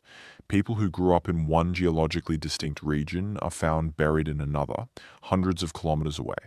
This confirms what the oral traditions and the landscape management evidence also suggest, that Ice Age Australians were moving across very large territories in the course of their lives, connected by kinship networks and trade relationships and ceremonial obligations that linked communities across vast distances.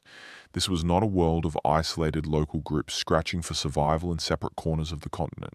This was a networked world, a world of relationships and exchange and movement, a world of ceremony and trade and intermarriage between groups that lived hundreds of kilometers apart. The people who moved between the highlands of New South Wales and the lakes of South Australia, whose movements are documented in their tooth enamel, were not refugees or wanderers. They were participants in a continental social network that had been operating for tens of thousands of years. Number 21. The archaeology of ochre. There is a substance that runs through Australian prehistory like a thread.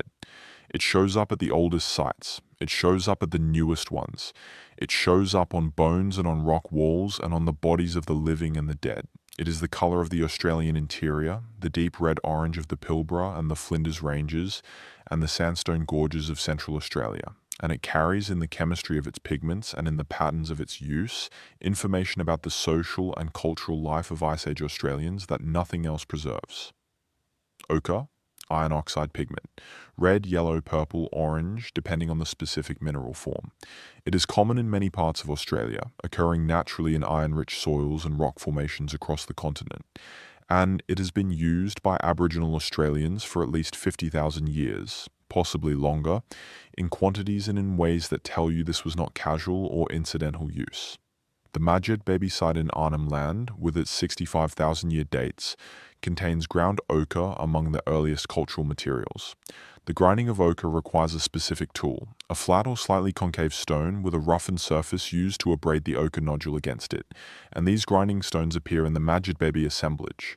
People were deliberately processing ochre, reducing it from its raw nodular form to a fine powder that could be mixed with fat or water and applied to surfaces, at least 65,000 years ago. Lake Mungo, with its 42,000-year-old cremation burial of Mungo Lady, contains additional evidence of ochre use. Ochre was applied to the body or to the grave, a practice documented across many Ice Age Australian burial sites, connecting the dead to the same pigment system that was used to decorate the living and to paint the rock shelter walls. The use of ochre in mortuary contexts suggests a symbolic system in which this substance had significance beyond the purely aesthetic, connecting the body to something larger, to country, to the mineral landscape from which people came and to which they returned. The ochre trade is one of the most extraordinary and least known aspects of Ice Age Australian social life. Specific ochre sources were identified as being of particularly high quality or of particular ceremonial significance, and ochre from those sources was traded across distances that are genuinely impressive by any standard. Ochre from the Wilgie mine in Western Australia, one of the most significant ancient ochre sources in Australia, with evidence of mining dating back over 30,000 years, was distributed through trade networks that reached far into the central and eastern regions of the continent. This ochre was not being traded because it was the closest source. There were closer ochre sources available. It was being traded because it was the right ochre. It carried significance that was recognized across language group boundaries, across thousands of kilometers of desert and forest and grassland. The Wilgie mine is not just an ancient quarry. it is an ancient mine, in the sense of a site where people were deliberately following veins of desirable material into the rock face, removing overburden and extracting material from below the surface. The mining at Wilgie used stone hammers and wooden wedges to break rock, and created underground workings that extend several meters into the hillside. The oldest mining at the site is dated to approximately 32,000 years before the present, making it one of the oldest known mining operations on Earth. When the trading networks that distributed Wilgie ochre were operating, Australia had no domesticated animals, no wheeled vehicles, no roads in the modern sense, no metals. The ochre was carried on foot by people walking across the landscapes of the continent, passed from person to person through exchange relationships, moving from group to group until it reached its destination thousands of kilometers from its source. The social infrastructure required to maintain those trading networks, the relationships of trust and obligation that ensured the safe passage of people and goods across the territories of many different language groups, is the invisible backbone of Ice Age Australian social life. It is the network that connected a continent of hundreds of distinct cultural groups into a coherent social world, where people had obligations to distant kin, where ceremonies brought together groups from across vast distances, where knowledge and objects and people moved through a continental system of exchange that had been operating for tens of thousands of years. Number 22. The world that was and the world that is. We have spent tonight moving through a world that ended 10,000 years ago. We have visited coastlines that are now underwater. We have walked through forests that are now seafloor. We have seen animals that no longer exist. The 3-ton wombat rhinoceros, the giant short-faced kangaroo that stood as tall as a basketball hoop, the marsupial lion with its record-setting bite force, the 6-meter snake that may have stalked early humans near their water sources. We have followed the people who navigated all of it, who crossed an open ocean 65,000 years ago to reach a continent no human had ever seen, who developed fire management systems that shaped the ecology of the entire continent, who painted rock walls with images that have survived for 40,000 years, who traded ochre across thousands of kilometers of desert on foot. And we have watched it end, not in a catastrophe, not in a single dramatic event, but in the slow geological patience of warming and rising water and shifting rainfall and the cascade of ecological changes that follow when a planet climbs out of an ice age. The world that came after, the warmer, wetter, sea-surrounded world of the Holocene, the world that we live in today, is not better or worse than the Ice Age world. It is just different. Different coastlines, different animals, different distributions of rainfall and vegetation.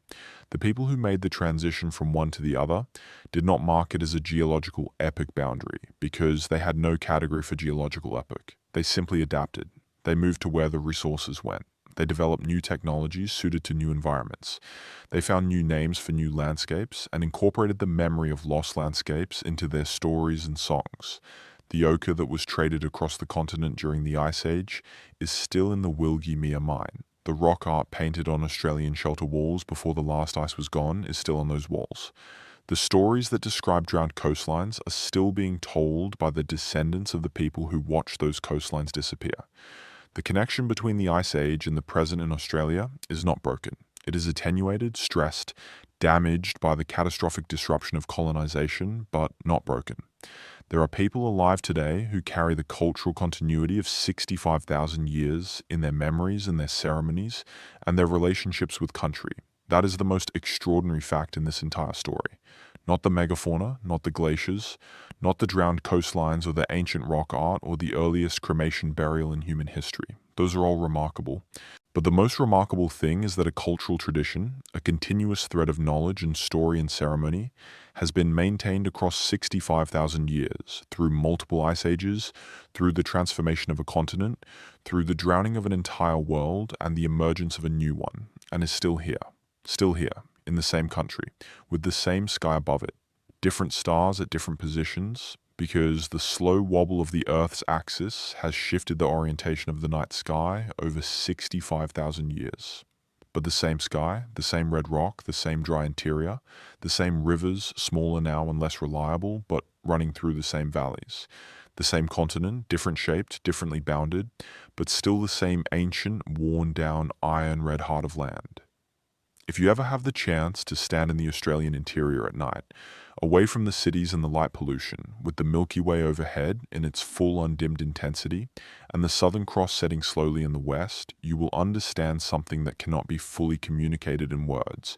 You will understand that this place is old in a way that most of the world is not. Not just geologically old, though the rocks beneath your feet are among the oldest in the world. Old in a human way. Old in the sense that the people who have stood in that same spot, looking at that same sky, go back farther than any other continuous human habitation on Earth. 65,000 years of eyes looking up at that same sky. 65,000 years of minds trying to understand the landscape around them, the animals in it, the water beneath it, the stars above it. 65,000 years of stories being told about what it all means. We are late to this story. All of us who are not Aboriginal Australians are very, very late to this story. The story was already old beyond imagining when the first city was built, when the first alphabet was invented, when the first pyramid was raised.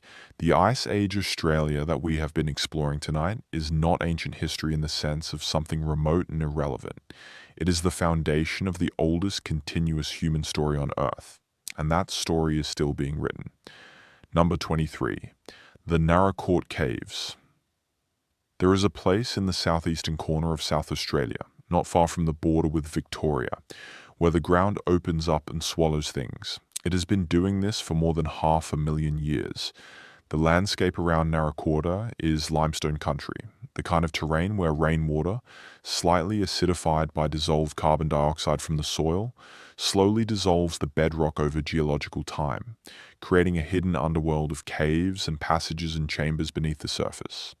And because the limestone is riddled with these openings, animals that were moving across the surface, particularly during the Ice Age when the surrounding grasslands and woodlands were full of megafauna, occasionally fell in. They did not come back out. The Narracourta Caves, which are now a World Heritage Site and contain one of the most important fossil accumulation sites in the Southern Hemisphere, are extraordinary precisely because of this simple mechanism. An animal falls into a cave opening. It cannot climb back out. It dies at the bottom of the shaft, its bones accumulate. Thousands of animals over hundreds of thousands of years fell into the various cave openings at Narracourta, and their bones piled up in the chambers below in an order that faithfully records the fauna of the region through time.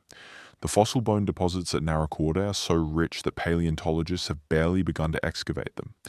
The Victoria Fossil Cave, one of the main research sites at Narracourta, contains bone deposits that in some places are several meters deep, accumulated over more than 300,000 years of animal falls. The layers of bone tell the story of Australian megafauna in the southeast, with a detail and completeness that is available nowhere else. From Narracourta, we have complete or near-complete skeletons of animals that are usually known only from fragmentary remains at other sites. The marsupial lion Thylacoleo carnifex is represented by multiple individuals at Narracourt, including specimens that preserve bones of the feet and hands that help resolve the debates about its locomotion and predatory behavior. Procoptodon goliath is there. Zygomaturus trilobus, the hippopotamus-sized wetland marsupial, is there. The giant wombat Phascolonus gigas is there. Dozens of species of smaller animals, some of them now extinct and some of them still living, are there. What Narracourt tells you, perhaps more viscerally than any other single site, is how full of life Ice Age Australia was. The sheer volume of bone in those chambers, the density of the accumulation, speaks to animal population densities that are difficult to imagine in the context of the modern Australian landscape. The Ice Age southeastern Australia that was providing these animals was not a sparse, resource-limited environment. It was a productive, diverse, animal-rich landscape. The last megafauna bones in the Narracourt sequence are dated to approximately 46,000 years before the present. And then, abruptly, the large animal species disappear from the accumulating record. The caves kept collecting whatever animals fell in, but the Diprotodon stopped falling in, the Thylacoleo stopped falling in, the Procoptodon stopped falling in. What the caves continued to collect were the smaller species, the wallabies, the possums, the snakes, the smaller wombats, the species that made it through. Their bones continued to accumulate in the chambers below, mute testimony to an ecosystem from which the largest and most dramatic members had simply vanished. The Narracourta caves are still there. You can visit them. You can walk through chambers where Ice Age megafauna bones are literally visible in the sediment at your feet, still being carefully excavated by paleontologists who are in the early stages of understanding what this extraordinary record contains. And you can stand in the Victoria Fossil Cave and look at the accumulation of bones and understand, perhaps better than anywhere else in Australia, exactly what was lost 46,000 years ago. Number 24. The Ice Age Ocean.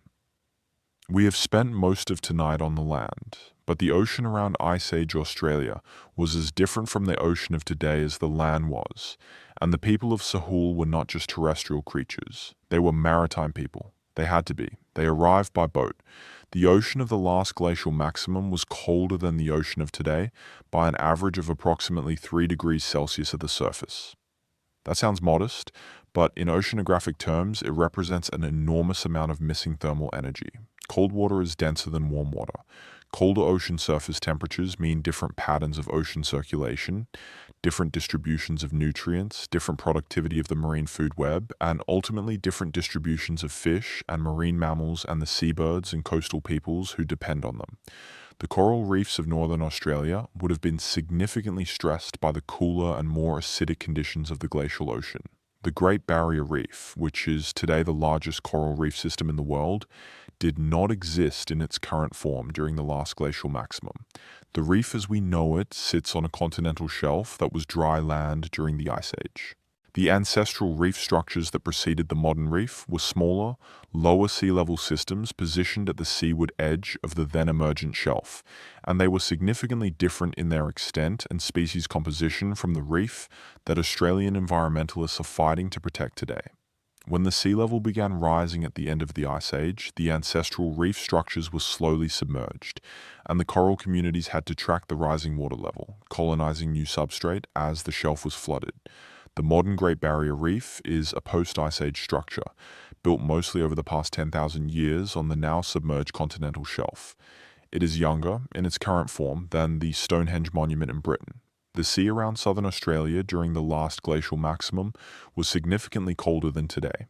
The expansion of Antarctic sea ice during the glacial period pushed the boundary between cold subantarctic water and warmer subtropical water farther north than it sits today.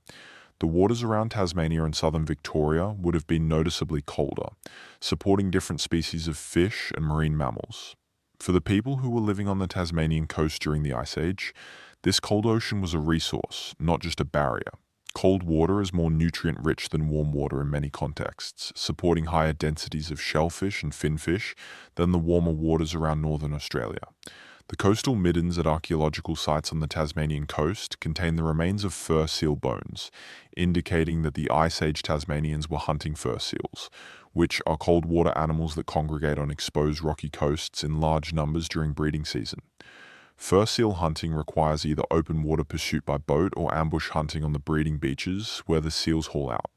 Both of these are technically demanding activities. Open water boat hunting of fur seals requires watercraft capable of managing rough Southern Ocean conditions, the ability to approach or intercept animals in the water, and the physical capability to haul a heavy carcass back to shore. Beach hunting of breeding fur seals requires approaching large, aggressive animals in confined spaces and neutralizing them before they can escape to the water. That the Ice Age Tasmanians were doing this, documented by the bones in their middens, tells you they had both the watercraft and the hunting skills to exploit marine resources at a sophisticated level. They were not simply gleaning shellfish from rocky shores. They were active maritime hunters, working a cold Southern Ocean that would have been deeply challenging even by modern standards. Number 25. Seeds, grindstones, and the first agriculture that was not agriculture. Australia did not have agriculture in the Western sense. There were no domesticated crop plants, no ploughed fields, no granaries, no irrigation systems. And for most of Australian history, the absence of agriculture was interpreted by European observers and by many Western scientists as evidence of a primitive or undeveloped culture, a people stuck in an early evolutionary stage of human economic development. This interpretation is completely wrong, and the evidence from Ice Age Australia is part of what proves it wrong. At the Cuddy Springs site in New South Wales, and at several other sites across the continent, researchers have found grindstones dated to between 30,000 and 40,000 years before the present, in association with the seeds of wild grass and other plant species. These are not accidental associations. The grindstones show the wear patterns that result from grinding seeds against their rough surfaces. The seeds were being processed, systematically and deliberately, into flour or paste that could be cooked and eaten. Seed processing is a labor-intensive activity. Collecting grass seeds, removing the hulls, and grinding them into edible form takes significant time and effort compared to simply eating fruit or roots or tubers. Why would a hunter-gatherer society invest this labor? Because the payoff is enormous. Grass seeds, when processed into flour, are extraordinarily calorie-dense and nutritionally rich. They store well, far better than fresh plant foods. They can be accumulated as surplus during productive seasons and drawn on during lean ones. They represent exactly the kind of buffered food supply that allows a population to maintain itself through periods of resource scarcity. The Aboriginal Australians who developed seed processing technology 30 to 40,000 years ago were not doing so because they had nothing better to eat. They were doing so because they recognized the value of a calorie-dense, storable food source. They were developing, in other words, a form of food production that captured many of the adaptive benefits of agriculture, including the accumulation of surplus and the buffering of food supply against seasonal variation, without committing to the narrow dietary specialization and ecological simplification that formal agriculture requires. Some researchers now use the term broad-spectrum revolution to describe the expansion of the human diet that occurred in many parts of the world during the late Pleistocene, including in Australia, where people began systematically exploiting food sources, like small seeds, that had previously been ignored or underutilized. This dietary diversification is visible in the archaeological record in the form of new tool types, new evidence of food processing, and broader taxonomic diversity of animal and plant remains inside assemblages. The grindstones of Ice Age Australia represent one of the earliest documented chapters of this revolution, and they document something else, that the Aboriginal Australians who developed this technology were not simply responding opportunistically to whatever the environment offered. They were actively managing their landscape to increase the productivity of the food sources they valued. The burning practices that maintained open grassland not only kept the vegetation in a state that favored the grazing animals people hunted, but also favored the growth of the grass species whose seeds they were processing. Fire management and seed processing were two components of an integrated system of landscape management that was as deliberate and as technically sophisticated as anything that would later be called agriculture. The only thing it lacked was domestication, the genetic modification of plant species through selective cultivation over many generations. And the absence of domestication was not a failure or a limitation. It was a choice made over tens of thousands of years by people who found that their system of managed wild production provided a more diverse, more nutritionally complete, and more ecologically sustainable food base than specialization on a few domesticated species would have done. Number 26. The surviving stories. There is a genre of research that has developed over the past 20 years that sits at the intersection of geology, linguistics, and indigenous knowledge systems, and it is producing some of the most remarkable findings in Australian science. The research starts from a simple premise. If Aboriginal Australian oral traditions have been transmitting accurate information across tens of thousands of years, as the evidence from drowned coastline stories and other sources suggests, then we should be able to find other cases where the traditions preserve information that can be independently verified by geological or archaeological investigation.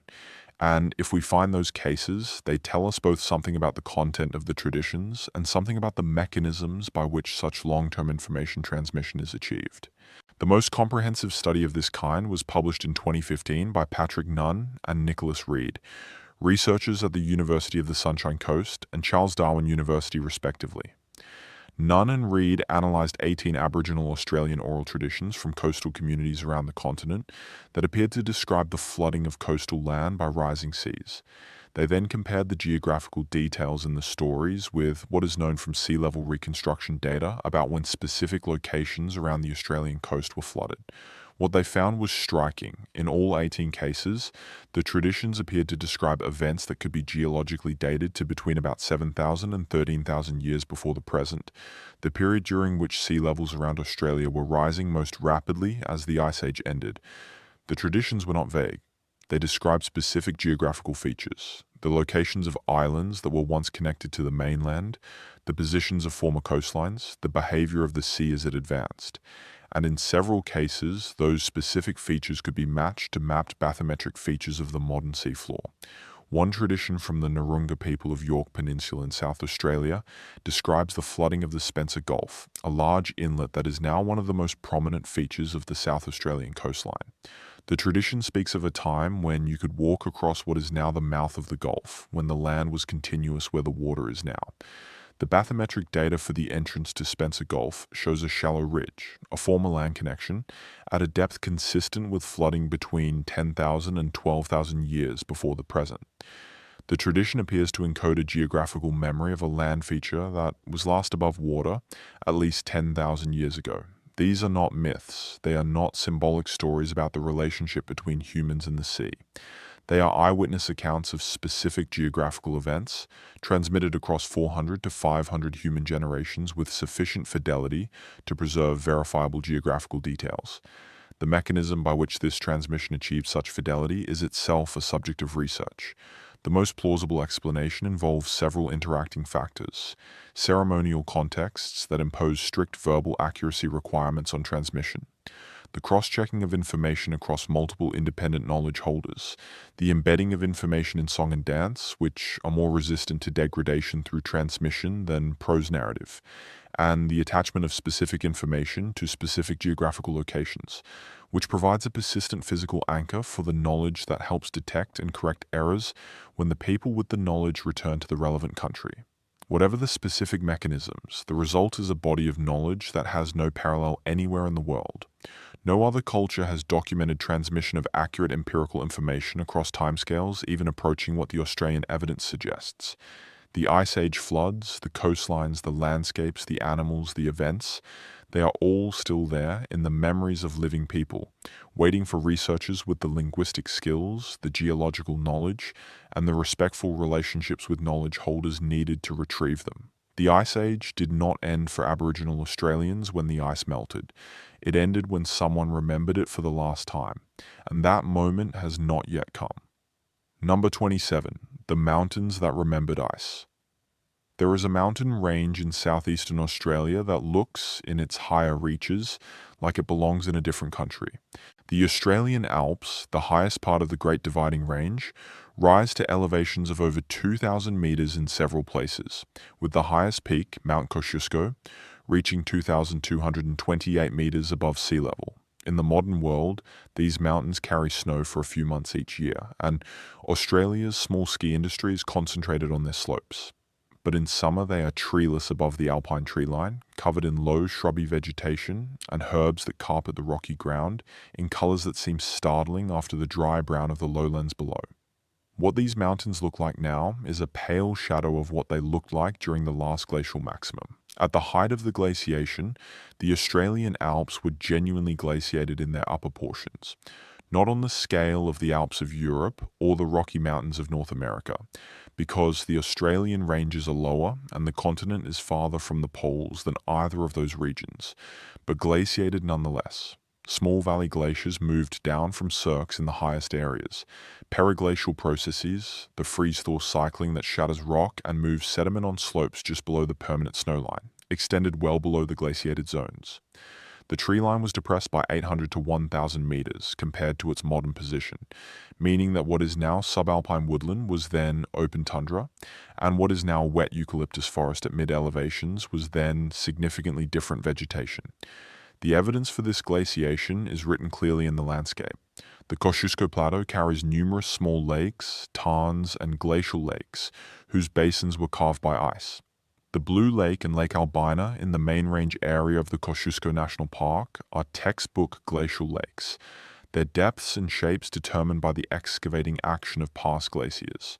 The moraines that impound some of these lakes are intact enough to be identifiable as moraines by any geomorphologist who walks across them.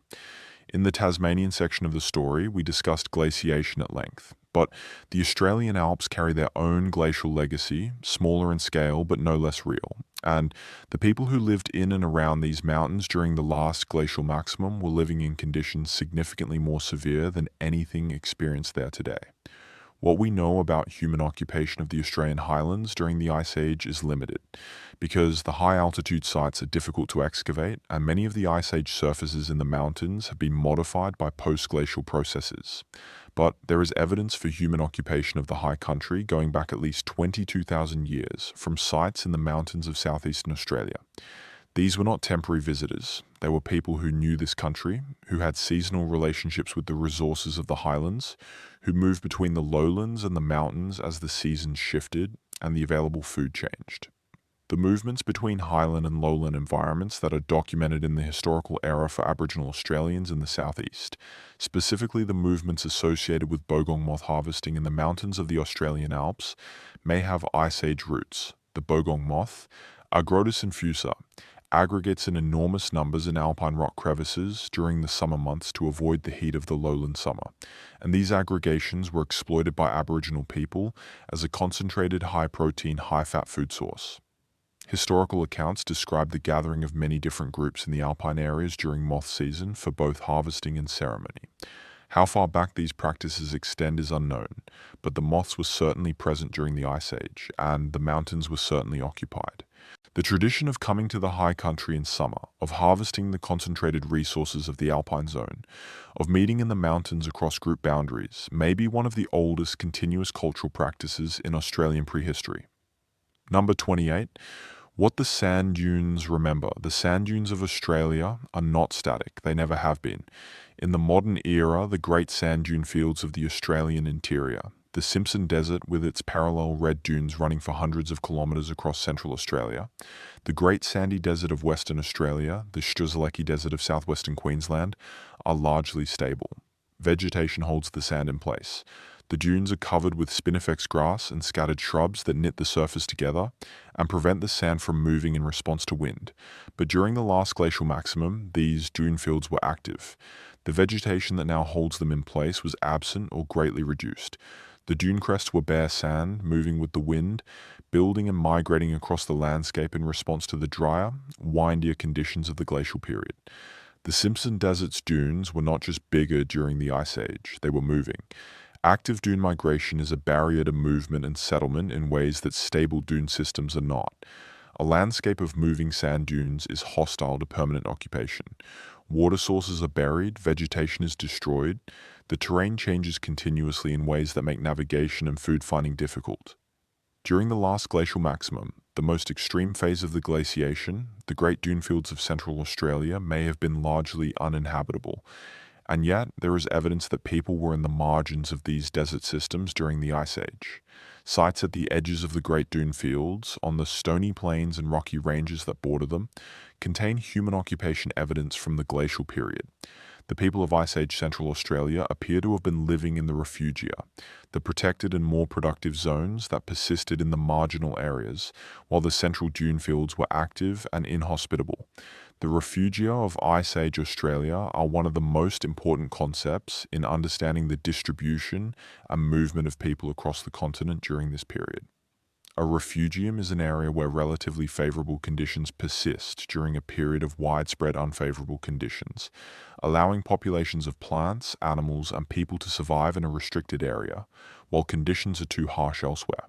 When conditions improve and the hostile areas become habitable again, populations expand out of the refugia, recolonizing the previously inhospitable terrain. In Ice Age Australia, the refugia were concentrated around permanent or semi-permanent water sources, in sheltered valleys within upland ranges, along the margins of the more reliable river systems, and in areas of the coast that maintained productivity despite the cooling and drying of the glacial climate.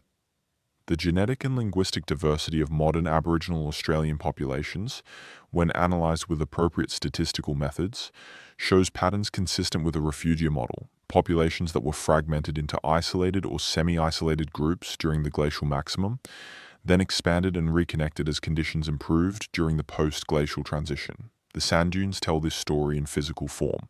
Their stabilization after the Ice Age, as warming temperatures and increased rainfall allowed vegetation to colonize the previously active dune surfaces, is a geological record of the same environmental improvement that allowed human populations to expand back into the central deserts. The dunes stopped moving, the grass took hold, the water became slightly more reliable. and people followed, recolonizing a landscape that had been closed to them for thousands of years. The descendants of those returning people are the people whose connections to the central desert country run deepest today. The Anangu, the Arrernte, the Walpiri, the Pitjantjatjara, the people of the Western Desert. Their presence in the central desert is not recent. It is the result of a recolonization that happened at the end of the Ice Age, from ancestors who had waited in the margins while the Great Dunes moved and then returned when the land opened up again. Number 29. The population that should not have been there. Conventional models of Ice Age human populations tend to imagine small scattered groups living at low densities, struggling to extract enough food from resource-limited environments. And for some parts of the Ice Age world, this model is probably accurate. The hunter-gatherers of northern Europe during the last glacial maximum were indeed living in resource-limited conditions, surviving on the margin of the habitable world, in small and probably widely spaced groups. Australia during the Ice Age was different, not everywhere, and not always. But in many regions, the evidence suggests that Ice Age Australian populations were larger, better fed, and more socially complex than simple models of forager demography would predict. The evidence comes from several sources. Genetic diversity studies of modern Aboriginal Australian populations reveal patterns of deep regional differentiation that imply relatively large effective population sizes over the long term. Small populations lose genetic diversity through random drift. Large populations maintain it. The level of genetic diversity documented in Aboriginal Australian populations is inconsistent with a history of very small scattered groups. It implies populations large enough to maintain diversity across the long term, which requires effective population sizes considerably larger than the bare minimum needed to survive. The archaeological evidence at many sites supports this inference. The density of stone tools and other cultural debris at well-preserved sites like Majid Bebe, Lake Mungo, and the Kimberley rock shelter sites suggests repeated occupation over long periods by groups of meaningful size. The mortuary record, the burials and cremations that have been documented at Willandra Lakes and other sites, implies population sizes sufficient to maintain the elaborate mortuary traditions that the evidence documents. What was supporting these populations? The short answer is that Ice Age Australia, in its productive areas, was more productive than the modern landscape in several important respects. The megafauna, while ultimately vulnerable to overexploitation, represented an enormous reservoir of calories in the landscape. A single Diprotodon, weighing 2,000 kilograms, would have provided more meat than a hunter-gatherer group could consume in a week. The lakes and river systems, in their more active Ice Age configurations, provided reliable fish and waterfowl resources. The coastal margin, whether it was accessible or not at any given time, was a particularly rich ecological zone. And the cultural systems that managed these resources, the ceremonial obligations that regulated access to water sources and food territories, the trade networks that distributed calories from productive areas to less productive ones, the fire management practices that maintained habitat diversity across the landscape were sophisticated enough to prevent the kind of boom and bust dynamics that characterize less managed resource extraction. This does not mean Ice Age Australia was paradise. It means it was a managed landscape, managed by people who understood it deeply, and who had developed over tens of thousands of years systems for extracting its resources sustainably enough to maintain their populations across multiple climate cycles. The Ice Age Australians were not passive recipients of whatever the environment chose to provide. They were active managers of an extraordinarily complex landscape, and they were, on the whole, good at it. The population that European colonizers encountered in 1788 was not a primitive remnant of a failed civilization. It was the descendant of one of the most successful long-term human adaptations to a challenging environment in the history of our species. The knowledge systems, the ecological management practices, the social structures that distributed resources and managed conflict, the astronomical and geographical knowledge that enabled navigation across a continent. All of these were the product of 65,000 years of continuous development, and all of them were functioning when the first fleet arrived. Within a few generations, most of it was gone. The diseases came first, moving ahead of the colonizers, killing the knowledge holders before anyone understood what was being lost. Then the direct violence, then the dispossession, then the removal of children from their families in a process specifically designed to sever the transmission of cultural knowledge. The cultural loss of the colonial period was not incidental, it was systematic.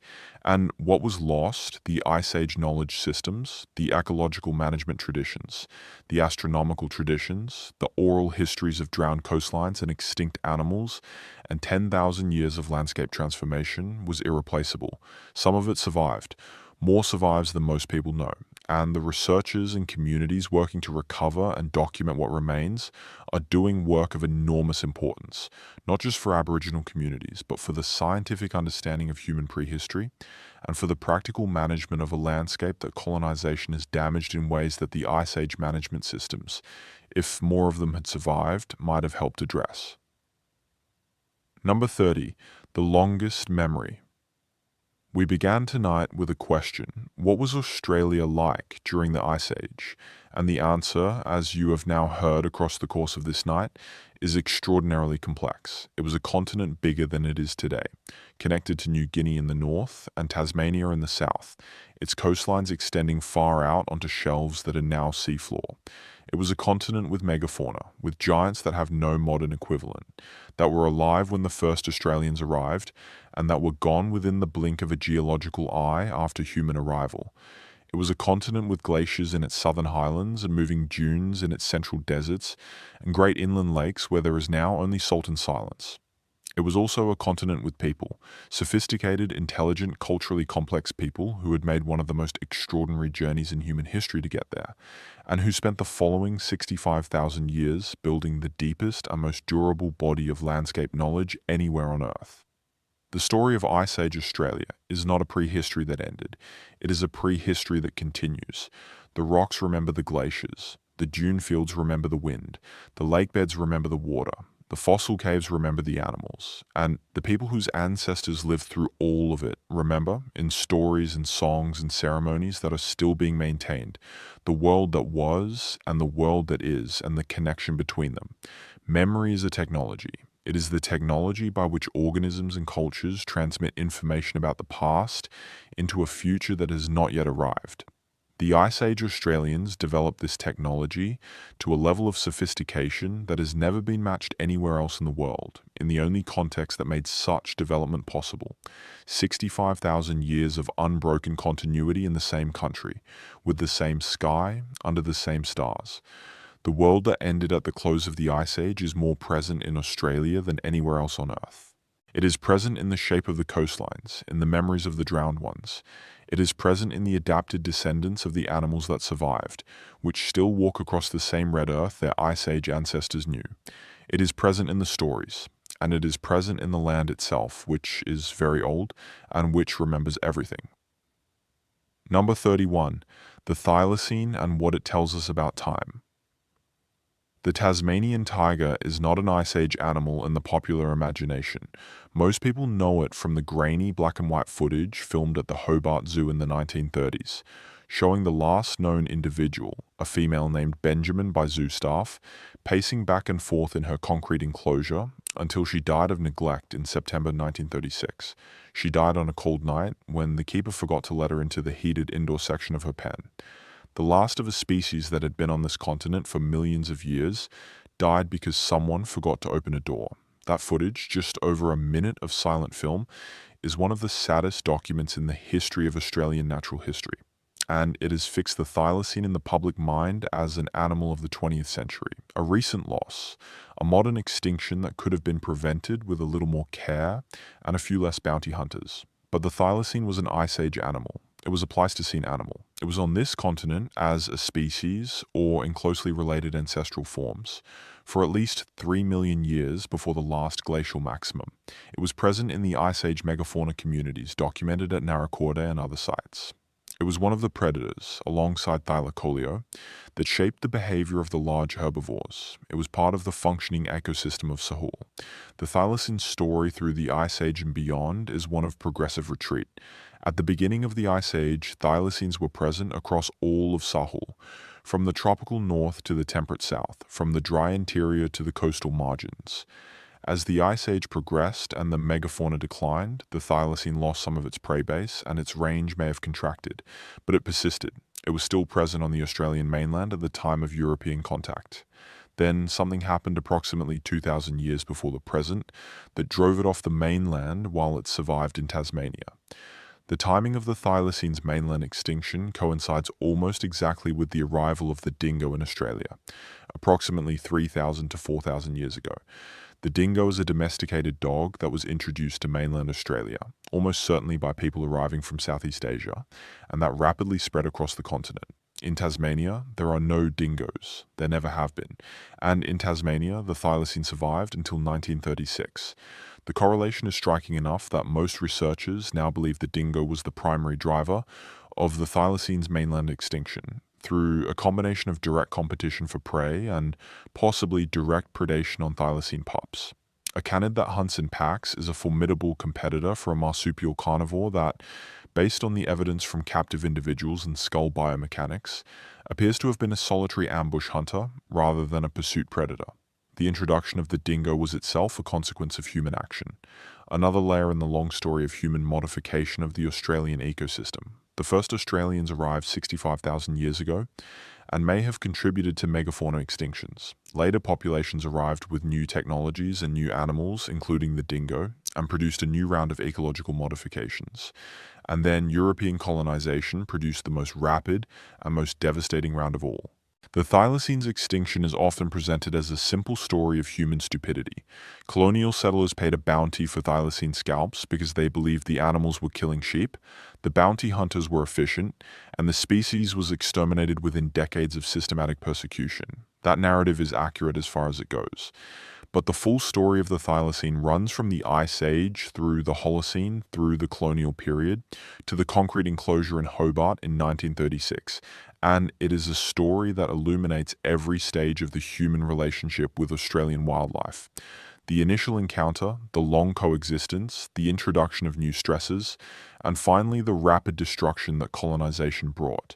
The last thylacine died because someone forgot to open a door. But the story of how the thylacine came to be in that enclosure, alone, the last of its kind, runs back to the Ice Age and the arrival of the first people on this continent. It is a long story. It is a human story. And it does not end where the footage ends. Number 32. The Ancient Genome. In 2016, a team of researchers led by Esker Willerslev at the University of Copenhagen published a landmark study in the journal Nature. They had sequenced the whole genome of an Aboriginal Australian man from the Goldfields region of Western Australia, using a lock of hair that had been donated to a British anthropologist in 1923 and preserved in a museum collection ever since. The man's descendants consented to the study and collaborated in its design, and what the genome told them rewrote the timeline of human dispersal out of Africa. The Australian Aboriginal genome showed that the ancestors of Aboriginal Australians split from the ancestors of all other living non-African human populations between 58,000 and 72,000 years before the present. That split predated the major out-of-Africa dispersal that eventually produced the populations of Europe, East Asia, and the Americas. The first Australians were not a branch of the later global dispersal. They were its predecessor, or at least a parallel wave that separated from the main trunk of the human tree before the main dispersal began. This finding had profound implications. It meant that the ancestors of Aboriginal Australians were among the very first people to leave Africa. It meant that the human occupation of Australia was not a late or marginal event in the global dispersal of our species. It was one of the earliest and most remarkable chapters of that dispersal, a rapid movement by a small founding population across tens of thousands of kilometers of increasingly unfamiliar terrain, culminating in the crossing of an open ocean to reach a continent that no human had ever inhabited.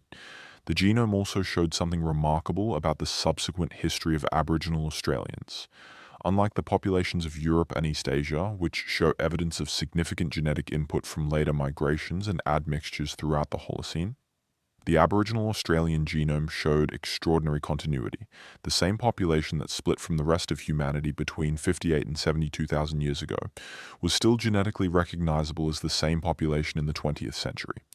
There had been some genetic exchange, some gene flow from later arrivals in certain regions, but the core genetic identity of the Aboriginal Australian population had been maintained for a period of time that has almost no parallel in human genetics anywhere else in the world.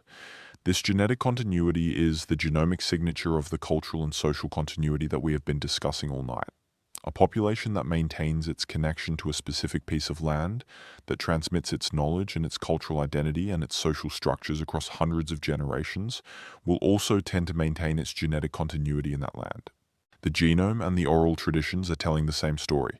The people who are there now are the descendants of the people who were there at the beginning. They have been there all along through the Ice Age and the Megafauna extinctions, and the drowning of the coastlines and the drying of the lakes and the rising of the seas, and the arrival of the dingo and eventually the arrival of the ships. They were there through all of it, and they are there still. The genome study was followed by many others, refining the picture of Aboriginal Australian genetic history with increasing resolution. What the subsequent studies confirmed was the broad outline of the 2016 findings while adding regional detail. Different language groups in different parts of Australia have different genetic signatures that reflect their specific regional histories. The patterns of isolation and connection that the landscape imposed on different populations over tens of thousands of years. In the genetic data, you can see the refugia of the last glacial maximum, the small isolated populations that maintain different regional gene pools through the coldest and driest period of the Ice Age. You can see the post-glacial expansion, the widening of gene flow as the dunes stabilized, and the landscapes became more hospitable and people moved back into country that had been closed to them. You can see the introduction of the dingo 3,000 to 4,000 years ago, which brought new genetic material from Southeast Asia that is detectable in some Aboriginal Australian populations. And you can see, running through all of it, the genetic signature of extraordinary time depth. The Ice Age is not invisible in the genomes of living people. It is there, encoded in the patterns of genetic variation that 65,000 years of specific population history have produced. The Ice Age Australians are not gone. Their descendants are alive, carrying in their DNA the molecular record of everything that happened to their ancestors across the longest unbroken span of human occupation anywhere on Earth. There is something worth sitting with in that fact before we move to the final chapter of tonight's story. The genome of a person alive today carries, in the statistical patterns of its variation, the memory of every bottleneck, every expansion, every period of isolation and reconnection that their ancestors experienced across 65,000 years. It is a different kind of memory from the oral traditions, a molecular memory rather than a cultural one, written in nucleotides rather than words, but it is memory nonetheless. It is the accumulated record of what happened to these people in this place, encoded in a medium that does not forget. Modern genomic technology allows researchers to read that record with increasing precision. The bottleneck that occurred during the last glacial maximum, when populations contracted into refugia and genetic diversity was partially reduced, is visible in the data as a reduction in effective population size during that period. The post-glacial expansion, when populations spread back across the landscape as conditions improved, is visible as an increase in genetic diversity and a pattern of gene flow that radiates outward from the refugial populations. The dingo introduction 3,000 to 4,000 years ago is visible as a pulse of new genetic material entering the population from an external source. Each of these events left a signature. Each signature is still there, readable by anyone with the tools to read it. The Ice Age is in the genome. It is in the land. It is in the stories. It is in the rock art on the shelter walls. It is in the songs that encode the seasonal timing of resources by reference to the positions of stars. It is in the place names that describe features of a landscape that climate change has since transformed beyond easy recognition. The Ice Age in Australia is not over in the sense of being finished and forgotten. It is present. It persists in forms that science is only beginning to learn how to read. In a country that has been holding its history closer than any other place on Earth, in the memories of people whose ancestors were there when the great animals still walked, and the coastlines were farther out and the inland lakes were full. That is where we end tonight. Not with a conclusion, because this story does not have a conclusion. It has a present tense.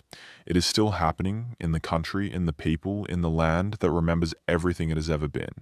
If you have been with me tonight for this entire journey, thank you. You sat with this. You stayed. You let a world that ended 10,000 years ago become real to you. And that is not a small thing. We covered a lot of ground. We talked about Sahel, the supercontinent that connected Australia, New Guinea, and Tasmania when sea levels were more than 100 meters lower than they are today. We walked through the climate of the last glacial maximum, which was not a simple colder version of today, but a genuinely different climate system.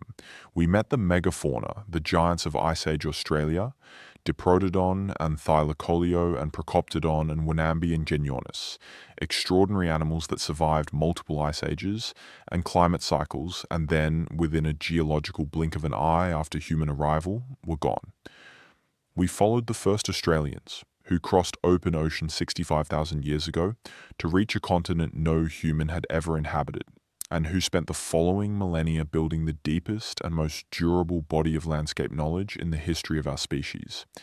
We looked at their art and their trade networks and their astronomical traditions and their oral histories of coastlines that are now underwater.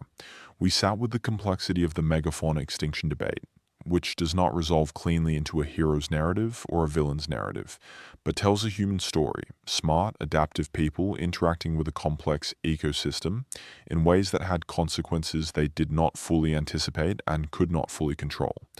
And we watched the Ice Age end, slowly, in the way geological time operates, which is the way most of the important things happen, too slowly to notice in a single lifetime, but fast enough to change the world within 1,000 years. This is not the only story like this. Every continent has an Ice Age story. Every part of the world experienced the Pleistocene differently and carries its own record of what that world was like. If you want to know more, there are researchers working on these questions right now, piecing together the Ice Age from sediment cores and pollen grains, and fossilized bones and linguistic analyses and satellite imagery of seafloor topography. The field is active, the discoveries are still coming, and what we have learned in the past 20 years has transformed our understanding of what Ice Age Australia was like and who lived in it. If this kind of deep time history is what you're here for, you are in the right place. Subscribe if you have not already. Hit the notification bell so you know when the next one lands. And if there is a specific piece of this story you want to explore further, a specific animal, a specific site, a specific question about the science or the culture, drop it in the comments. I read them, I take notes.